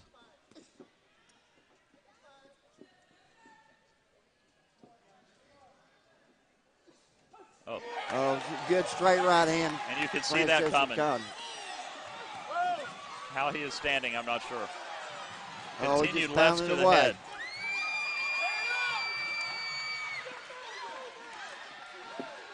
He is tough, Deontay. Deontay Bryant, he's not going anywhere. He's going to stand right there and compete.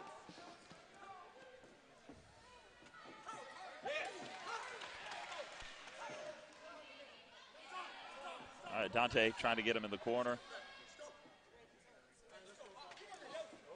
And Francisco does not want to be in that corner.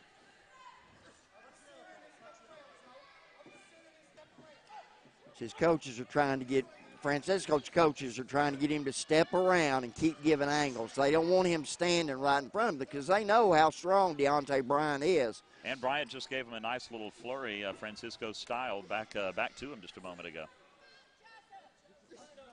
And there's a nice little left.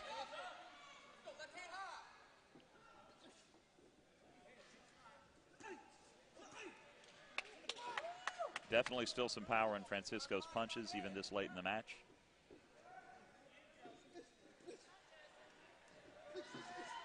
It does seem like Bryant's punches are slowing down a little bit. It does. That might have been an accidental low blow. The referee's cautioning him there.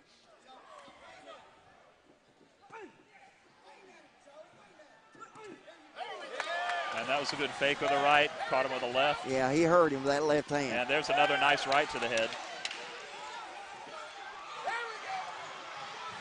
And Francisco being very aggressive toward him, trying to end this round. So Francisco, do you think he's probably a little frustrated, thinking this thing should be over by now? I was thinking that, Dave, when I watched him walk back to his ring. He looked a little frustrated, like, why is this guy still standing? Of course, you know, he would like to stop him, and he missed an awfully good chance there in round 3. Now, I'm impressed with Deontay Bryant because I tell you, that was a close round, and Francisco might have stole the round in the last 30 seconds, but up until then, Deontay Bryant might have won that round. Am I just seeing things, or does it look like Bryant may be losing a little bit of power with some of his punches? It does seem like he doesn't have the strength behind him he did in the early rounds. And of course, you know, we're going to round number 5. It is getting late in the fight. Now Deontay's got to probably realize at this point maybe the only way he can win the fight is to knock Francisco out. But at the same time, you have to be careful when you're getting aggressive like that, or you open yourself up to That's making exactly a mistake, right. He can make a mistake and get caught himself. So these last 2 rounds will be interesting. And here we go.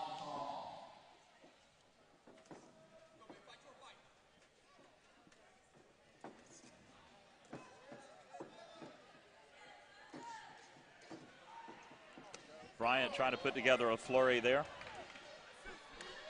He does appear to be going for a little bit more than just a point or two. Well, Deontay Bryant has to realize, I'm sure his corner people have told him that he's behind on the scorecards. You got to believe that. So he's going to really have to be busy these last 2 rounds, and hopefully one of the judges saw something that we hadn't seen from over here. Yeah. And there's a nice little left that connected a little bit from Francisco. And continuing.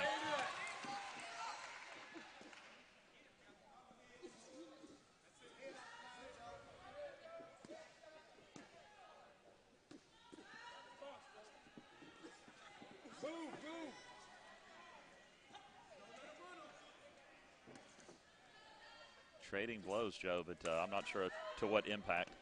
Yeah, it's getting late in the fight, and maybe they're starting to get a little bit tired, but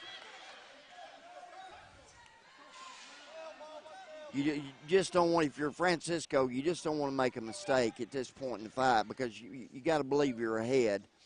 And I don't think his coaches want him standing there just pounding. They want him to keep his head moving, keep giving angles, to keep being who he is, and that's a boxer, not a pounder. Whoa. And that was a great example with Francisco. You think he's tired, you think you may have him, and then he just does that quick bob out of the way and throws a lightning punch.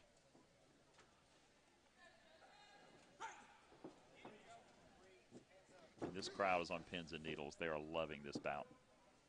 It's very good boxing, David. And once again, and we said this from the very beginning of this bout, these are both very, very skilled, experienced, well-trained athletes that know exactly what they're doing inside that ring. Bryant in the silver trunks, amateur record of 79-12. Francisco in the gold with an amateur record of 88-31. Both fairly new to the professional ranks, but putting on a great show here tonight.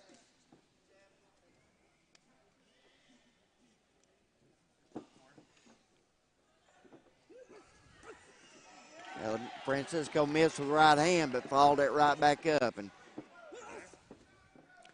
again, we got to be throwing more than one punch at a time. Exactly. Bryant trying to do that. And we're coming to the close of the fifth round. And they both want to finish strong.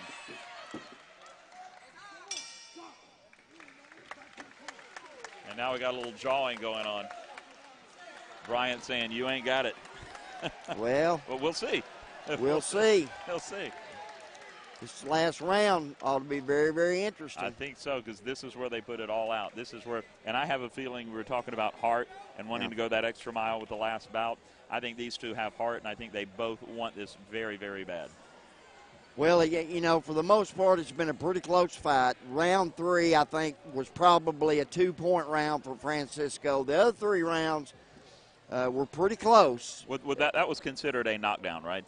Yes, it was. Round 3? In round 3. That was a knockdown, which would probably be, in professional boxing, a 2-point round. Is it hard to come back from that point-wise?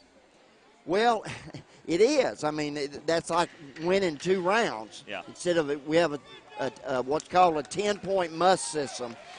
So a very close round is scored 10-9. Yeah. A round like that round would have been scored 10-8. And when there's just a few rounds, a short fight like this, 6 rounds, it's hard to come back from that. Joe, but here we go. He's going to give it a shot. Dante Bryant and Joseph Too Fast Francisco in the final round of this 6-round bout. It is all or nothing, and he was going for it. Bryant, I noticed that when he gets behind a big punch, he'll do a little skip, which I don't know if that's in his favor or not. Do you notice that? Well, it seems like it might take a little bit off of that, but I got to believe Deontay Bryant must think he's behind because he's really trying to put the pressure on. So far, he's putting more pressure on Joseph this round than in the past. And Joseph needs to be careful of being too conservative, right? He does.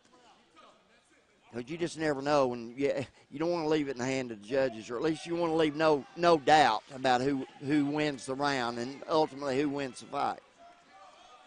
So far, we've got a lot of back and forth. Not sure anything decisive this round, though.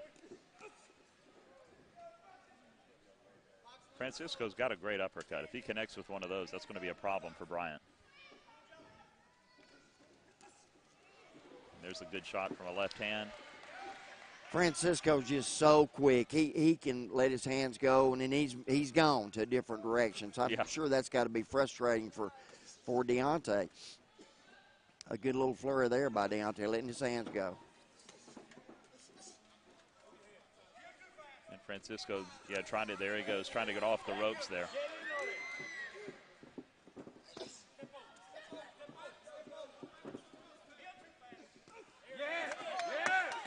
There's a good body shot by Francisco.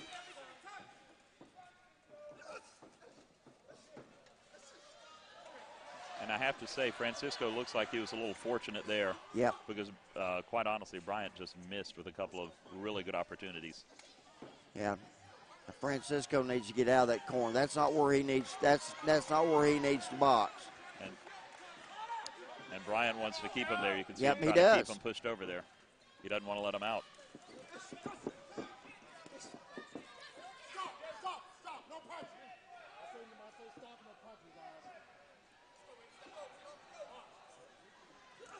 Oh, and there we go. Good right hand. Now that hurt. That right hand hurt. That was a Dante Bryant a little great bit. shot by Francisco.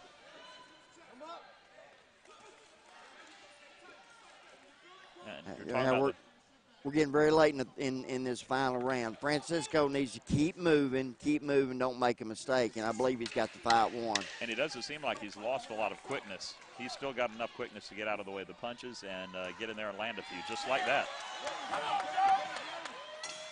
I don't know how many he actually landed there, but just that he had that flurry at the very end was evidence that, yeah, his conditioning was good, and they both, I mean, that's amazing. See, that was a very good fight, David. Very good fight. I got to believe that we go to the scorecards. Francisco's won the fight, and David, I'm going to take my headset off and see if I can get in the ring and get just a few words with Francisco. Get up there. Okay? Absolutely, absolutely. That's phenomenal.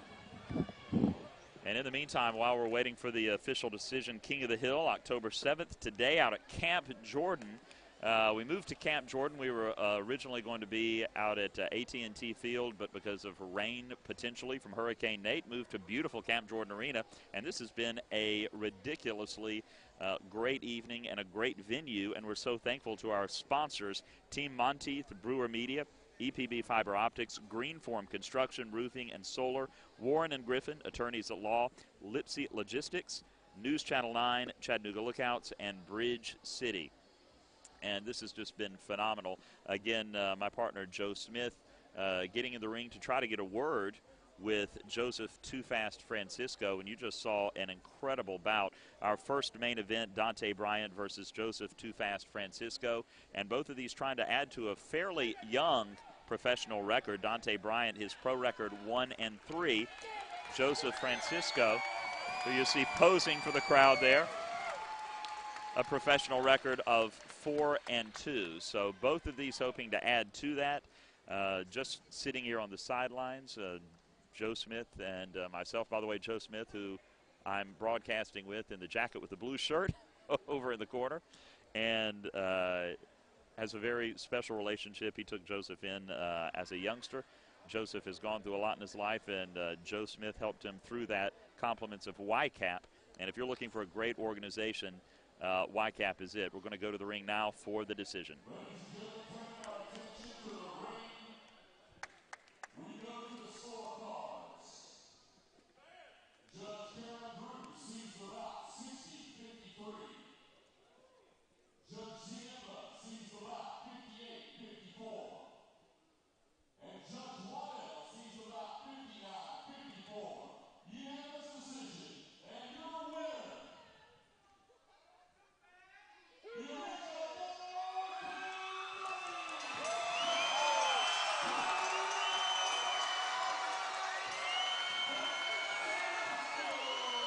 And there you have it, crown and all. Ladies and gentlemen, I would like to turn it over to team commentator, Mr. Joe Smith. Okay, Joe's a big test. Congratulations. So what happened there in the third round? Coach told me to hit him with some straight shots down the pipe, angle over, come straight up the middle, and that's what I did, and put him on his butt. Now, let me tell you, did you know coming into this fight what was going to be in front of you? Because Dante's a good fighter. I did know what was happening. I caught a video of his last fight, so I knew he was going to be tough. I knew he was going to bring the heat, but I knew my speed was a lot for him. Okay, what's been different this camp from previous camps? Because at least from what I've seen to date, this might have been your toughest opponent. It definitely was my toughest one, man, I got three great coaches, Andy, Chad, and my man Bryce with Bridge City Strength and Performance. That's the newness of the game plan is the Bridge City Strength and Performance, man. Just got me a lot stronger. I don't think I could have scored that knockdown without that. A lot of combinations. I saw a lot of combinations. It looked to me like you didn't want to stand in the middle of the ring and box. What was your corner coaches telling you between rounds? Just keep them on the angles, keep moving them, keep turning them, and set them up with great shots, man. And that's what helped me score the great knockdown and get the fight. Okay, so what's next? Will you take some time off, or what's next for you? We're still discussing that. You know, I think I'm in pretty good shape. But this was a tough fight, though, so I'm just going to leave it up to the coaches and follow their lead, and whatever they say, that's what I'm doing. Okay, big shout out. Here's the TV camera. What do you want to say? Man, I want to give a shout out to all the great supporters. I want to give a shout out to my great job and support over here, Capital Toyota, all the fans that's in the building, my girl, my family. We love y'all, Chattanooga. Okay, congratulations. Good luck, Joseph. Good luck. Thank God.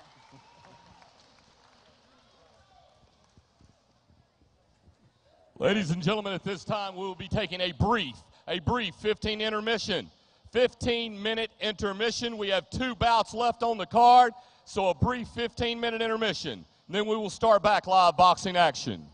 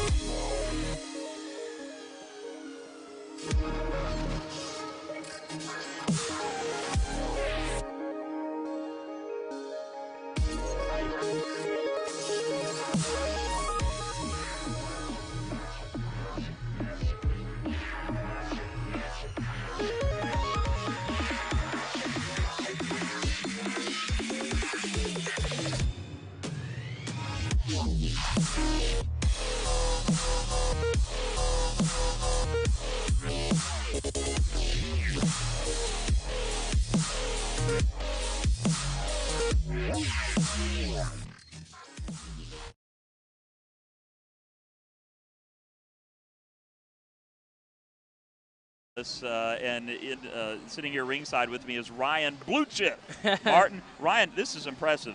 And here he is, and you're live on Channel 2, Channel 102 on EPB, also on YouTube. A lot of folks watching. You're 20-0 as a professional, but what's really cool is you are out of Central High School. Yes. You are a Purple Pounder. Yes, Purple Pounder. I'm a Chattanoogan. Chattanoogan through. I love the city. I love the city. And he's gone totally pro. And as a pro, you're 20-0. As an amateur, you're what, 222? 222 and 21 or 22 fights I lost. Yeah, I know you're 21, 20, whatever. Yeah. You don't even think about that. But you're back in town tonight for this great event. We're so glad you're here.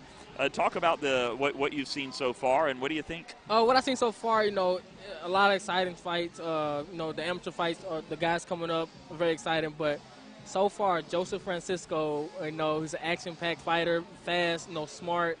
And, that's what the crowd want to see is action-packed. They want to be entertained, and he has that skill, and he has that charisma about himself to get the crowd behind him. And I want to talk boxing with you, but I also want to talk in the few minutes we have a little bit about Joe Smith, a little bit about YCAP, because again, you came up through that program very similar to Joseph Francisco. Yes. Talk about your experience. Yeah, I came up through the YCAP program and the boxing part of the program. And, the Smiths, they're just so involved in the community, everything they're doing for inner city kids, helping them out with school first and then sports after. It's just amazing to have people like this in our community to help and provide platforms for kids to go after their goals. It's amazing, and I'm very fortunate to have them behind me. Talking with Ryan Martin, Blue Chip Martin, out of Central High School at Chattanooga through and through. He says, and you fight in Las Vegas, you fight in New York, you're fighting at Madison Square Garden, you're fighting all over the country. I'm guessing all over the world. Have you been out of country? Yes. So how do you stay grounded? I mean, what's your secret there? This is my job. This is my life. I dedicated everything I have to this sport. I would actually give my life for this sport. That's how much I love it. But, it's hard work. Even though when I come back home, I get a lot of love, I know I still got a job to do, and I'm not where I want to be. I have a lot more work to do, and I know that I have to get there. And it seems like for you, boxing is a lot more than just getting in a ring. It's a life. It's a personal way to achieve on your own. You're not relying on anyone else. Right. I say you're not relying on anyone else. It's just you in the ring. I know that you have trainers and a ton of people behind you and supporting you, including your girlfriend. Yes. Give her a shout out. Gabrielle Shaw. Absolutely. Hard working girl. Yeah. So to be able to stay as grounded as you are, I think is a testament to you. But it's also a testament to the hard work, and that's what boxing is. It's a lot of hard work. A lot of discipline. Yeah. Talk about the discipline aspect. Yeah. As a young kid in boxing, it taught me all the discipline I need to know. You have to stay on the same plane. You have to it's a lifestyle. What you eat, how you eat it, and like your friends you hang around, sleeping at night, everything plays into this sport because it's a one-on-one sport. The man across the ring doesn't care if you were sick the day before or if you got family problems. He's there for the same reason you're there. He's there to feed his family. Okay, so for people watching, his family. Translate that to life. It don't matter, like, when you get up in the morning, if you're having a bad day or, if you work. You have bosses, you have people, you want to move up in levels. If you work at the YMCA, you want to move up to a level.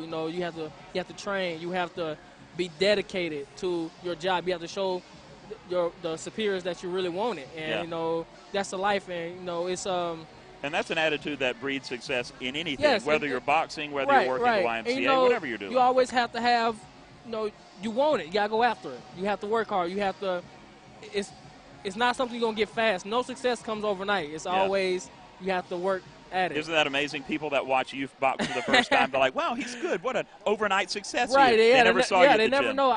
I've been doing boxing since I was 7, 8 years old. How many days a week do you train? I train 7 days a week. 7 days a week. Sunday is the light day. Sundays. Okay, what's the light day? Tell me the light day. Light day is usually consists of 4 to 5 miles in the morning. I'll be done by 9 o'clock. You drive 4 to 5 miles. No, I run 4 to 5. You run. Oh my God! I get exhausted talking to you, Ryan. Jeez. So I have a very strict diet, which is not fun, but I have to stick with it. Yeah. And No, at the end of the day, it's all worth it. After I win, I get to enjoy my time wherever I want to go. So that you're 20-0, it's been a long time since you've had a loss. Yes. Have you It doesn't feel like a long time. It doesn't. So you remember all of that? Yes. You know, in the sport of boxing, it goes by like this. I live my life month to month, day to day, and you know, it's not enjoyable. Everything go by so quick. Like right now, I'm already looking forward to December 16th. Yeah. And December 16th, let's talk about that. That's your next bout. Mm-hmm. Where are you fighting? Who are you fighting? Tell me about it. Well, right now it's very premature. Most likely it'll be in New York City at Madison Square Garden. Opponents is to be determined. I'm not sure who I'm fighting, but it'll be somebody in the top 10 in the world in my weight class. So I'll be prepared for it. I actually leave Monday to head back to camp in Big Bear, California. So I'm definitely ready for that, and I'm ready to get back to work. I think you're going to be fantastic. His name is Ryan Blue Chip Martin. And if you're ever in New York, and I would imagine that you would definitely want to go check him out at Madison Square Garden. Is there a website, something people can go and find out about you? You can follow me. I always keep my fans updated on my social media pages at Blue Chip Boxer on Instagram and Twitter. Facebook, my personal account, Ryan D. Martin. Make sure you check me out. Ryan, I'm a fan, man. Thank you so much for your time. I appreciate it. Thank you, guys. And we're going to let you go. We'll let Joe put the headsets back on. Thank you so much. And I believe we are going to go to the ring, and we are about to announce our next bout also. Appreciate it.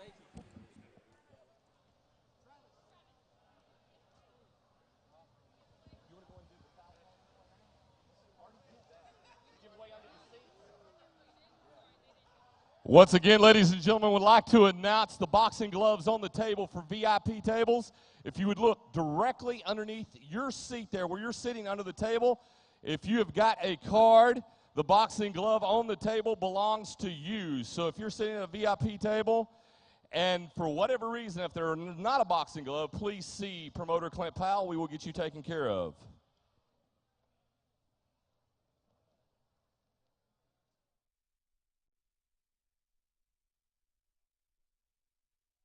Achieve and knows why he.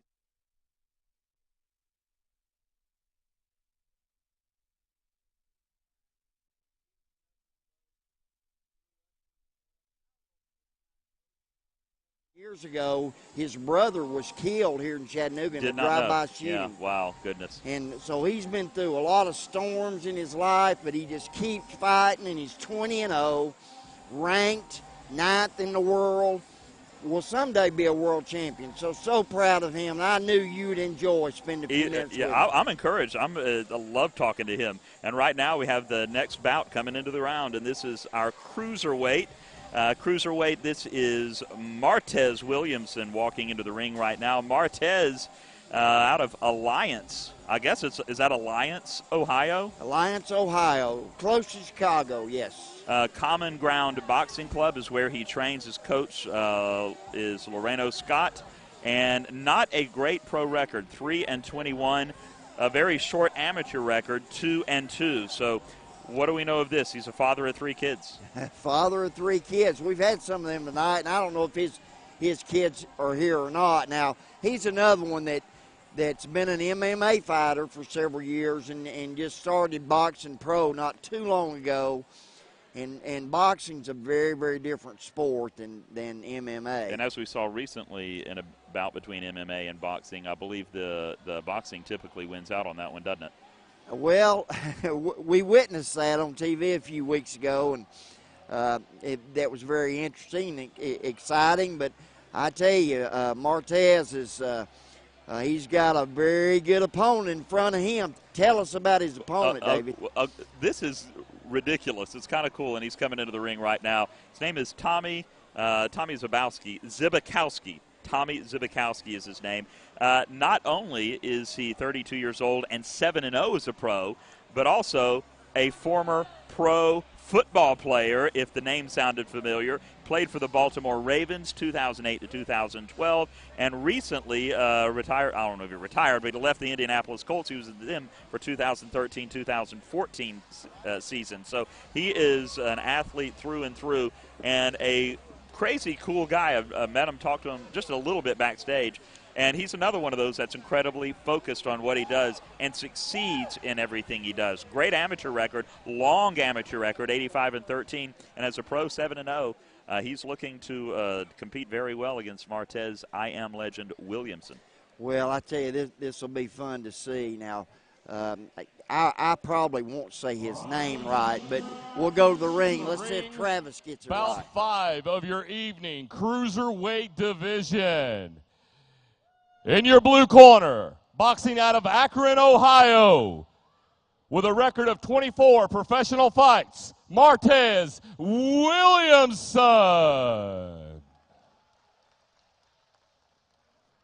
And his opponent, training out of the world-famous Kronk Boxing Gym, Tommy Z. Zabrowski. Once again, your judges at ringside are Carolyn Drew, Blake Waddell, Mike Carter, and Anthony Bryant. Your timekeeper is Big Bruce Wilson, and your physician at ringside, Mr. Mike Mazzolini.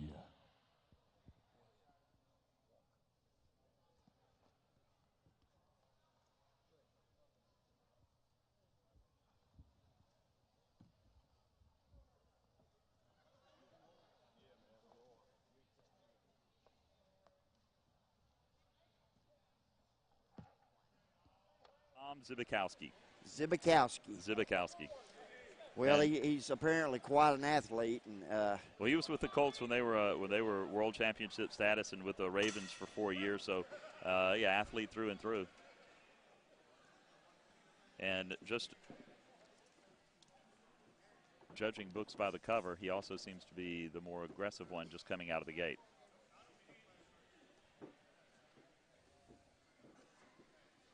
Martez seems to be feeling him out a little bit. And there's a great left hand by Zibikowski. Already seems to have him stunned. This could be an early one. He could be. He's very, very strong. And I don't know about that swing of I Am legend Williamson, but it doesn't seem to have fooled Zibikowski much at all.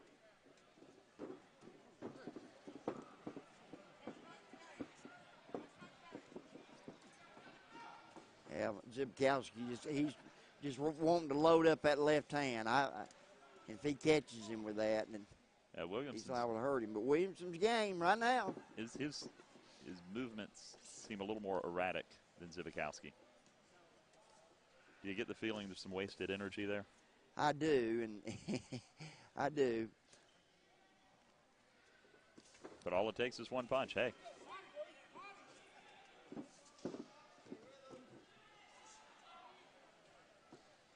Yeah, Zibikowski just waiting for that opening.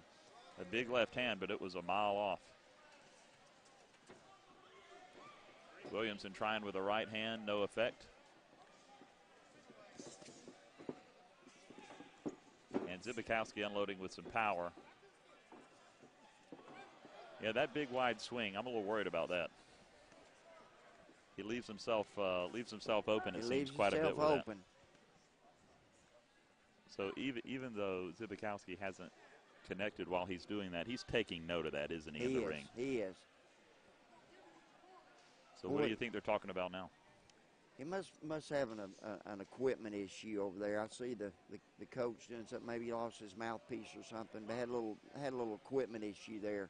Okay. Well, that seems to be resolved, and they're back at it.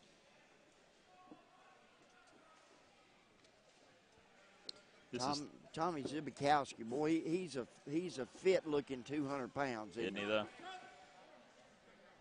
Yeah, he eats vegetables, all right. This is the cruiserweight. He lost his mouthpiece yet again.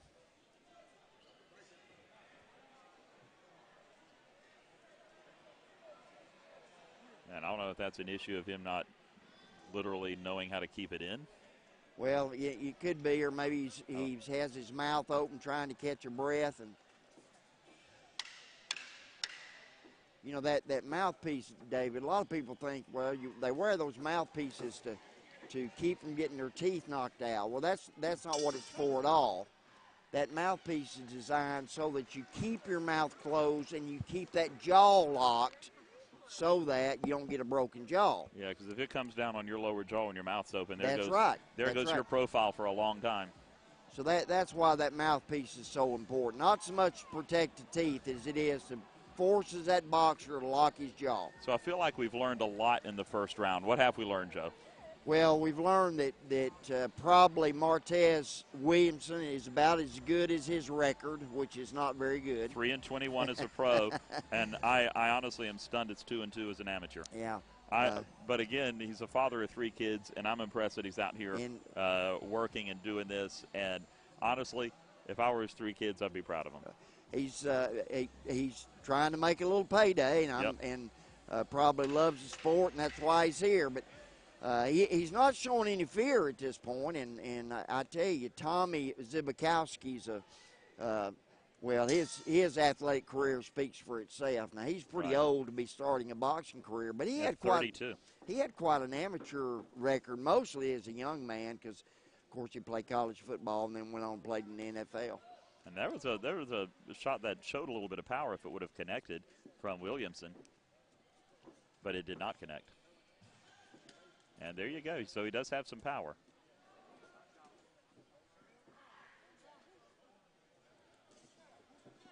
Zibikowski seems like he has much less wasted energy in his punches. Well, that's true. He's boxing southpaw. And there we go. He's got him in the ropes. Oh, those are tough body shots. Got him on top of the head. The referee's probably going to warn him for hitting in the back of the head. And I don't think Zibikowski did that on purpose. It just when he dropped his head, it was there. And it's one of those things you have to be careful of, though. And it looks like, am I seeing a little bit of blood, or is that the color of the mouthpiece on Williamson next time he turns around? Yeah, he may have a little bit of blood coming down, maybe his nostril or his top lip, but he caught him pretty good there. And there's a softer shot to the face.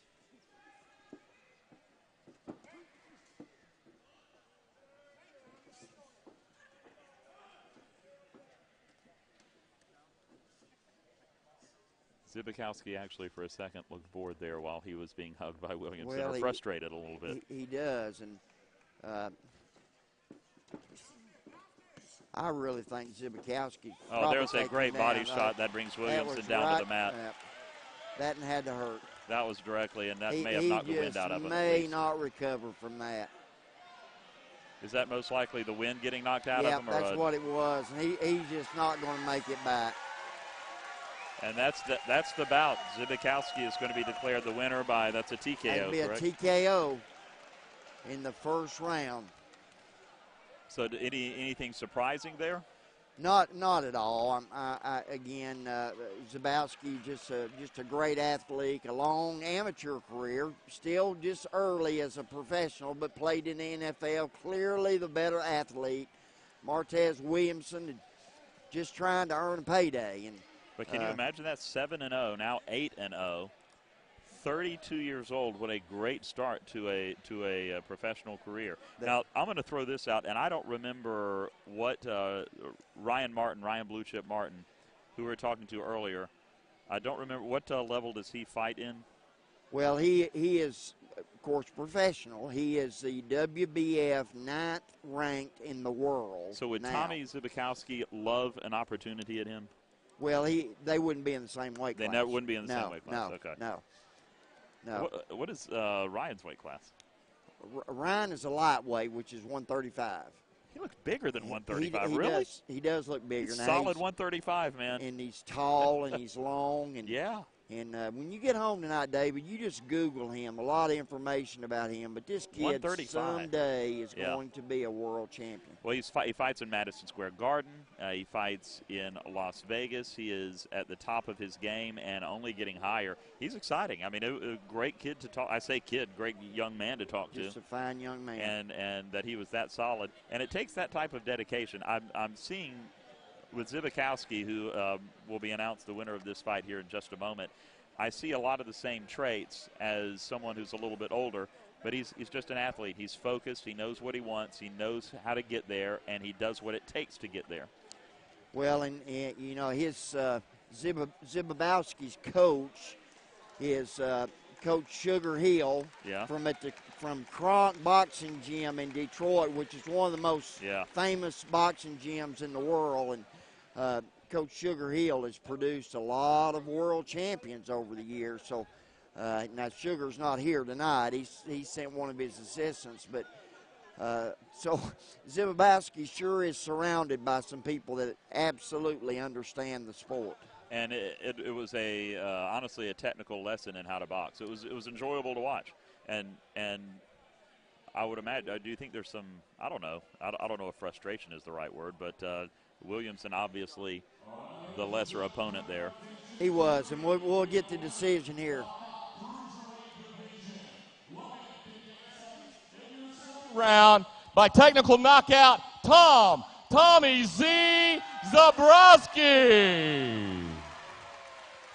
And no surprise there at all as they hug and separate and go their separate ways. I think you're right, David. He Tommy Zibakowski does have a frustrated look on his face, and I think he just wanted to get some work in. An athlete wants to be tested, and yep. they want to be the best that they can possibly be, so they want their opponents to be at the top of their game as well.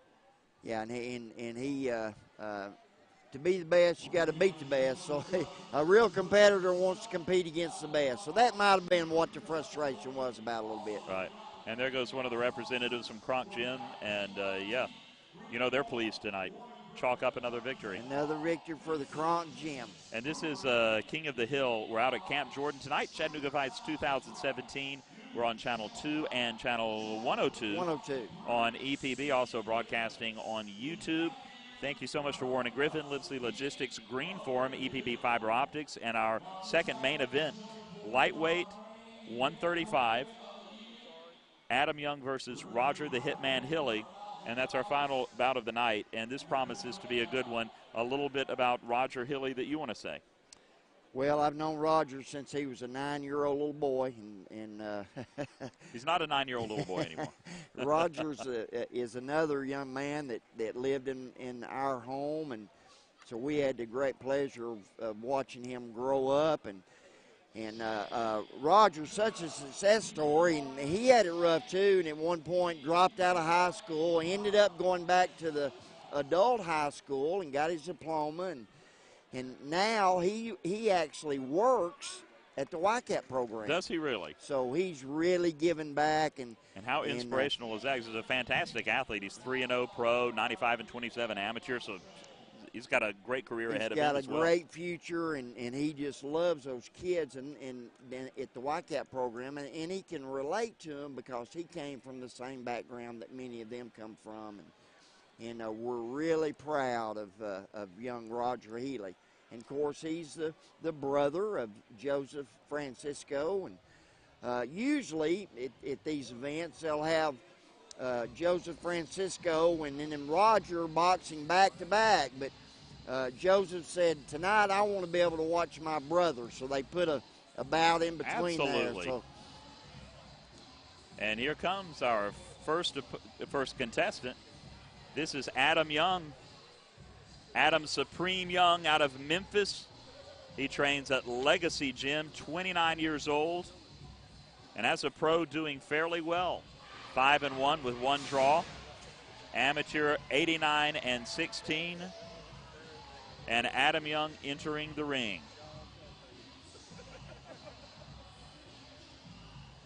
Did you have a chance to chat with Adam any, his coach Derek Bell? Well, just briefly, and very personable young man, and has been around a while. Had a pretty good amateur career. I watched him some as an amateur.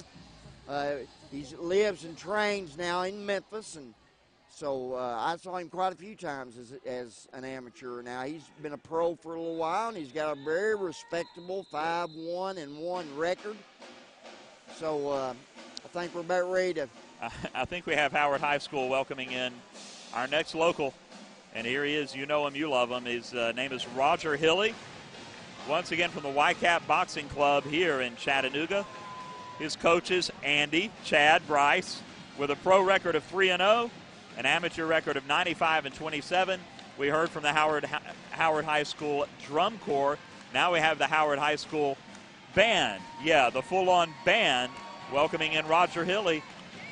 Let's listen to them.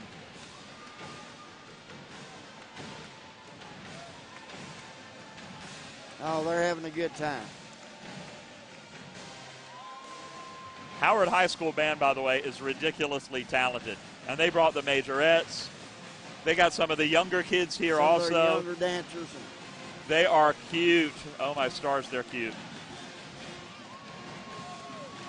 So as the opponent in the ring, Adam Supreme Young from Memphis, Tennessee, standing here watching all of this, knowing he's about to go up against a hometown favorite. Psychologically, what does that do? Well, he's got to be concerned about that. But again, we got tubas for crying out loud.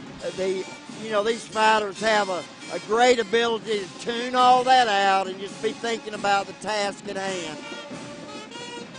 And it looks like he's doing exactly that. Very focused.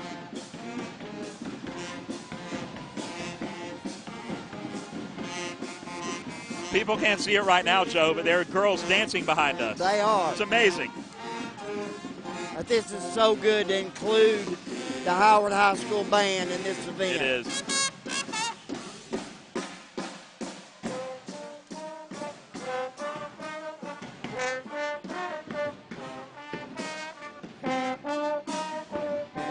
Joe, were you ever in the band? I never was in the band. I played drums in band, Joe, so here comes, they're about to walk right by us. So that you like those guys then. And the drummers are incredible. This is a great drum corps. So far, no sign of Roger Hilly yet, though. I'm sure he's here somewhere. I'm sure he'll be coming in the ring at some point. Well, I'm sure he will, but I believe the crowd really enjoyed hearing from the Howard band. It's fantastic. And as they line up to welcome him in, a little bit about Roger Hilly out of Chattanooga. Ringside world champion, bronze medalist in the Olympic trials, multiple Golden Glove championships. And the best part, he's employed by the YMCA of Metro Chattanooga as a counselor in the YCAP program. Ladies and gentlemen, coming to the ring now, Roger Hilly, the Hitman.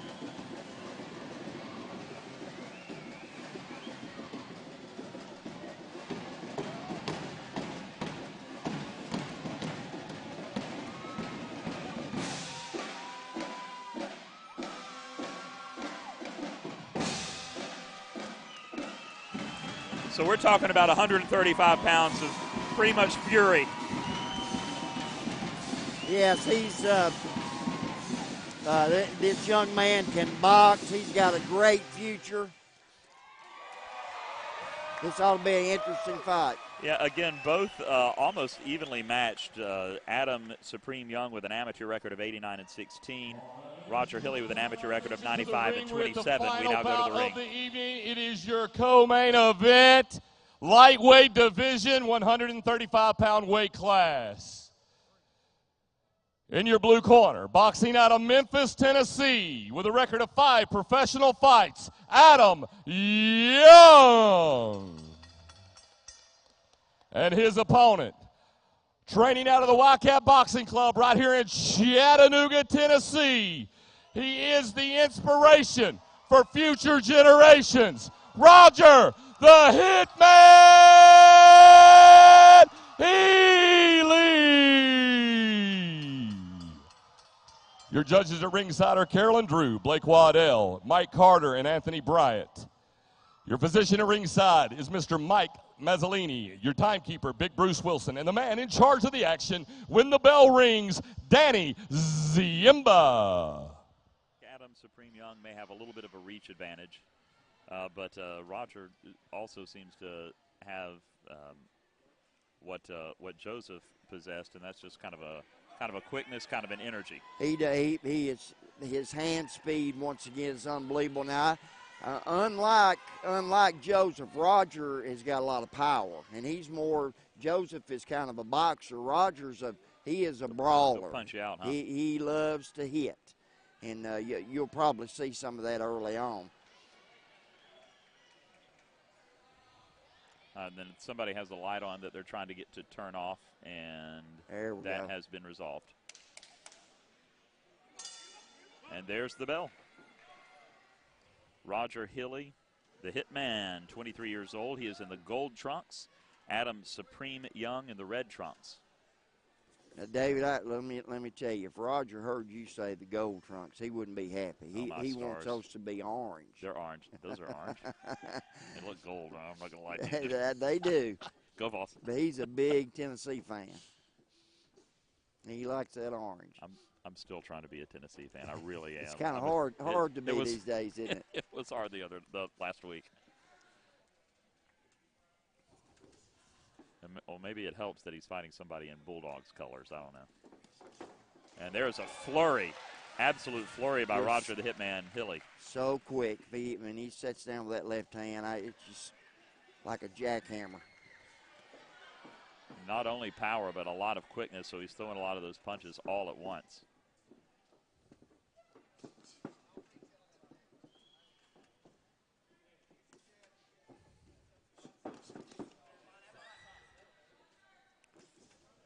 And Adam Supreme Young is trying to find a way into those flurries to land something, right?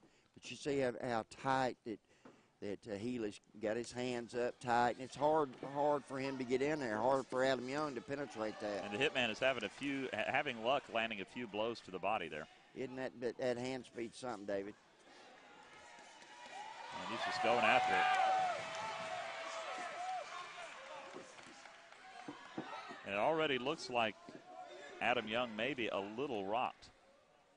Oh, those body shots take a toll in a hurry. Young backing away from Hilly, knows what's coming when those punches start to fly. So far, Adam Supreme Young has not been able to mount much of an offense at all. Yeah, it's almost like Adam Young's afraid to let his hands go. With good reason. Roger Hilly has come out with a good, dominant establishment of how the fight's going to go.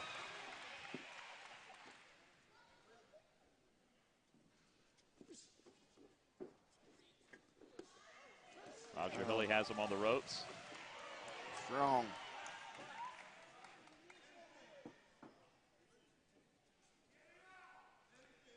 As I can hear Healy's coaches tell him to step back and box a little bit. Healy likes to load up every punch. Every punch, he wants to load up. He's so strong. And for good reason. I mean, when he lands them, you can feel the power from over here. I can feel it over here. Yeah. And he continues to land a number of punches to the body. Yeah, that's a great good first round. That's a great first round for the Hitman Healy. In his orange trunks. In his orange trunks. Okay. His big orange trunks. So this may be a little vengeance from Georgia beating Tennessee before. It may be. Very much. So what's your take on Adam Supreme Young after watching him for a round? He's got to wonder where all that strength is coming from over there. But he's listening very quietly to his coaches. He doesn't look winded. He looks very attentive to his coaches. But I got to believe after a while, those tough shots he's taking to the body from Hitman Healy is going to take a toll. Yeah, it seems like Adam Young he's obviously a good boxer. He's 5-1. He won 89 bouts at amateur level, so he knows boxing. But I mean, so far, just round one, it looks like it's just in a different league, in a different world. Very, very dominant by the Hitman Healy. Very dominant. And here we go for round two. Last minute instruction from the referee.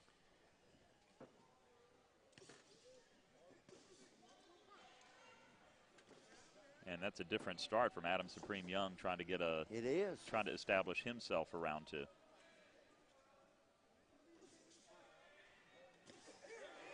Ooh, that's a big left hand. They caught Adam Young right on the buttoning. But to his credit, it happened while he was trying to be more aggressive, and I think he's just understanding he's going to have to go for it.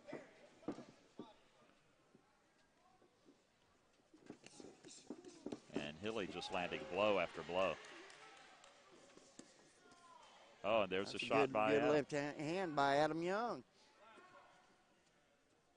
And Hilly instantly brings his gloves up. He got them hands back up now, don't he? Yeah.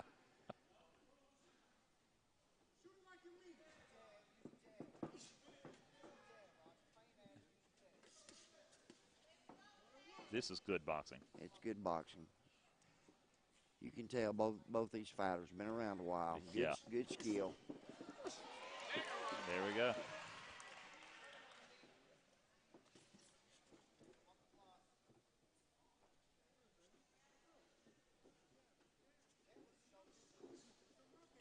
One thing you'll notice, they look at each other's eyes. They're not looking at the hands to see where they're coming from. They're looking at their eyes. Yeah, Can you address that? They do. They do. Well, you know, you want to. You teach your boxer to keep their head moving because obviously it's harder to hit a moving target. Right. Well, but wherever the eyes go, the head's going to follow. So that's why they try to do that, just to anticipate by reading their eyes where they're going to move to the right or the left, or which hand they're going to let go. It's another good body shot, and Healy's corner keeps telling them they want him to keep touching the body, keep touching the body. And the audience always wants that big knockout punch to the They head. do. But that's not where you win the bout. You do it just like that.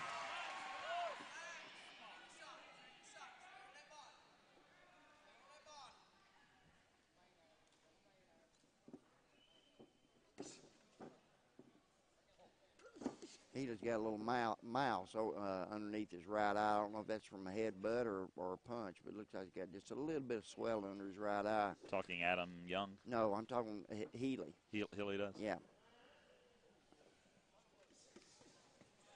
Flurry of body blows.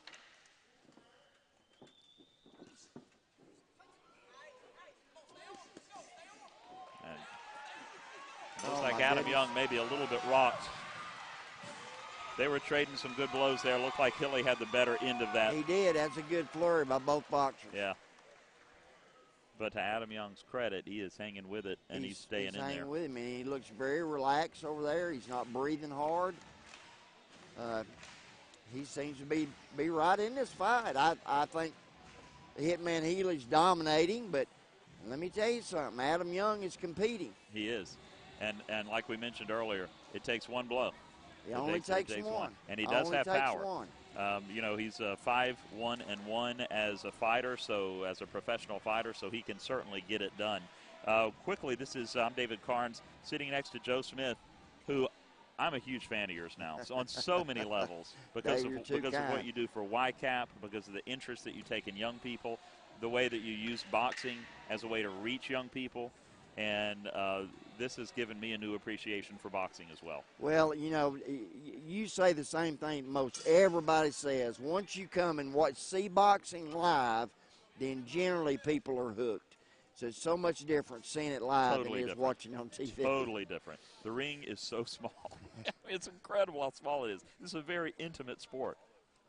Well, it's 16 foot inside the rope, so that's not very big. I think of a living room. Like two people boxing in a living room. That's right. Just punching a lot harder.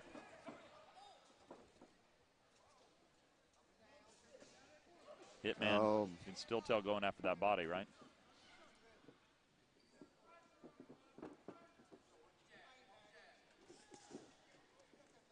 He just keeps working. Oh, and there's a shot to the side of the head. Looks like it may have glanced off with not much damage. Now, Adam Young is game. I have a lot of respect for Adam Young. I mean, because he is really taking a pound of that body, but he doesn't seem real fazed by it. Well, there were a couple of times where it looked like he was staggered a little bit. Maybe he just lost his balance. But, yeah, he's staying right with it. But at the same time, is that also a problem? He doesn't need to just stay right with it if he's going to win. He needs to get a little more aggressive. He's got to get busy and let his hands go. You know, he's fixing to go down 3 rounds to none, and this is only a 4-round fight. So you can't afford to get behind when a fight is only 4 to 6 rounds. You can give away a round or two if it was a 10-round fight, but in this case, it's not. Not in this case.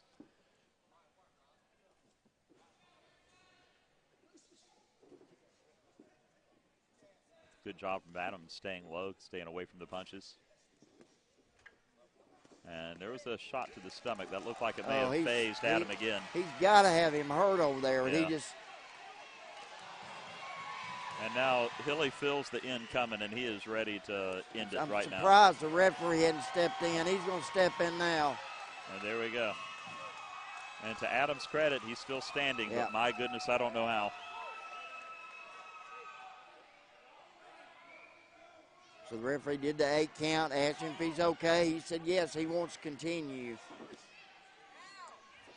But he's not mounting any offense at all, and he purposefully went back to the ropes, it looked like, just to absorb the blows.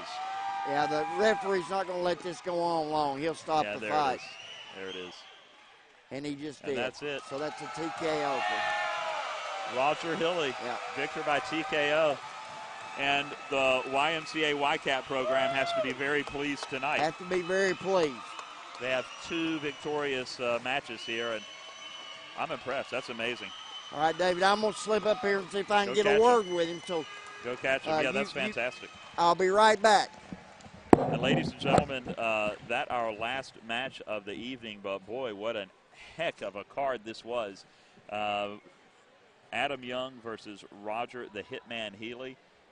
And we will go to the ring for the announcement of the winner in just a moment. I'm David Carnes. That was Joe Smith, King of the Hill Chattanooga Fights 2017. A big thanks one last time to our sponsors, Team Monteith, Brewer Media, EPB Fiber Optics, Greenform, Streeter Signs and Graphics, News Channel 9, Chattanooga Lookouts, Bridge City, Lipsy Logistics, and, of course, Warren and Griffin. As the Hitman poses in the ring, and I'll tell you what, if the photographers did not get some amazing shots earlier, they're getting some now, because Hitman Hilly totally living up to his name. His pro record will now go from 5-1 with 1 draw to 6-1 with 1 draw. 4-0. Roger Hilly is now 4-0. I was reading off Adam Young's record. Roger Hilly now going to 4-0, still undefeated as a professional boxer. And not only that, but what I've noticed is that some of these boxers coming out of the YCAP program in Chattanooga from the YMCA are not just incredible boxers, they're incredible, well-grounded people. And a lot of that is due to the YCAP program. And here we go to the ring for the winner.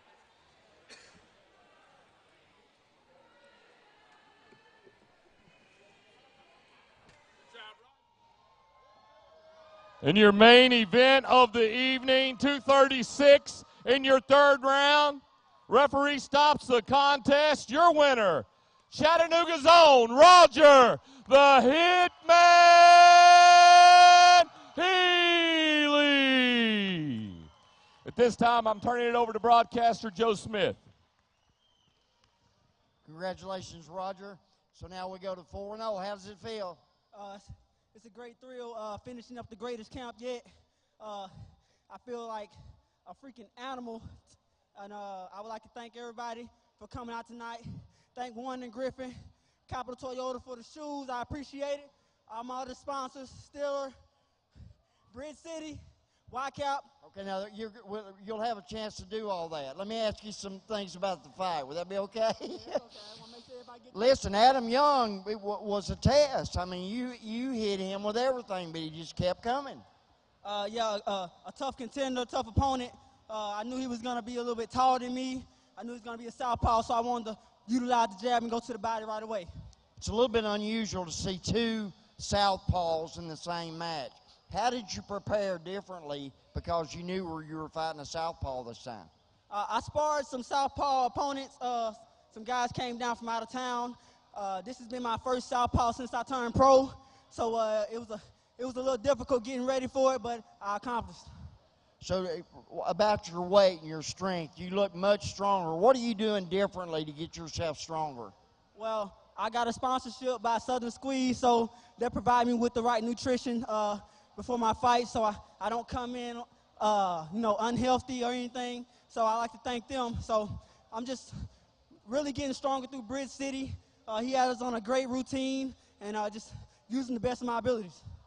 So now, Roger, I got to ask you this. I know that daily you and your brother probably train together a lot, and when everybody's gone and the coaches aren't around, do you two guys ever spar each other?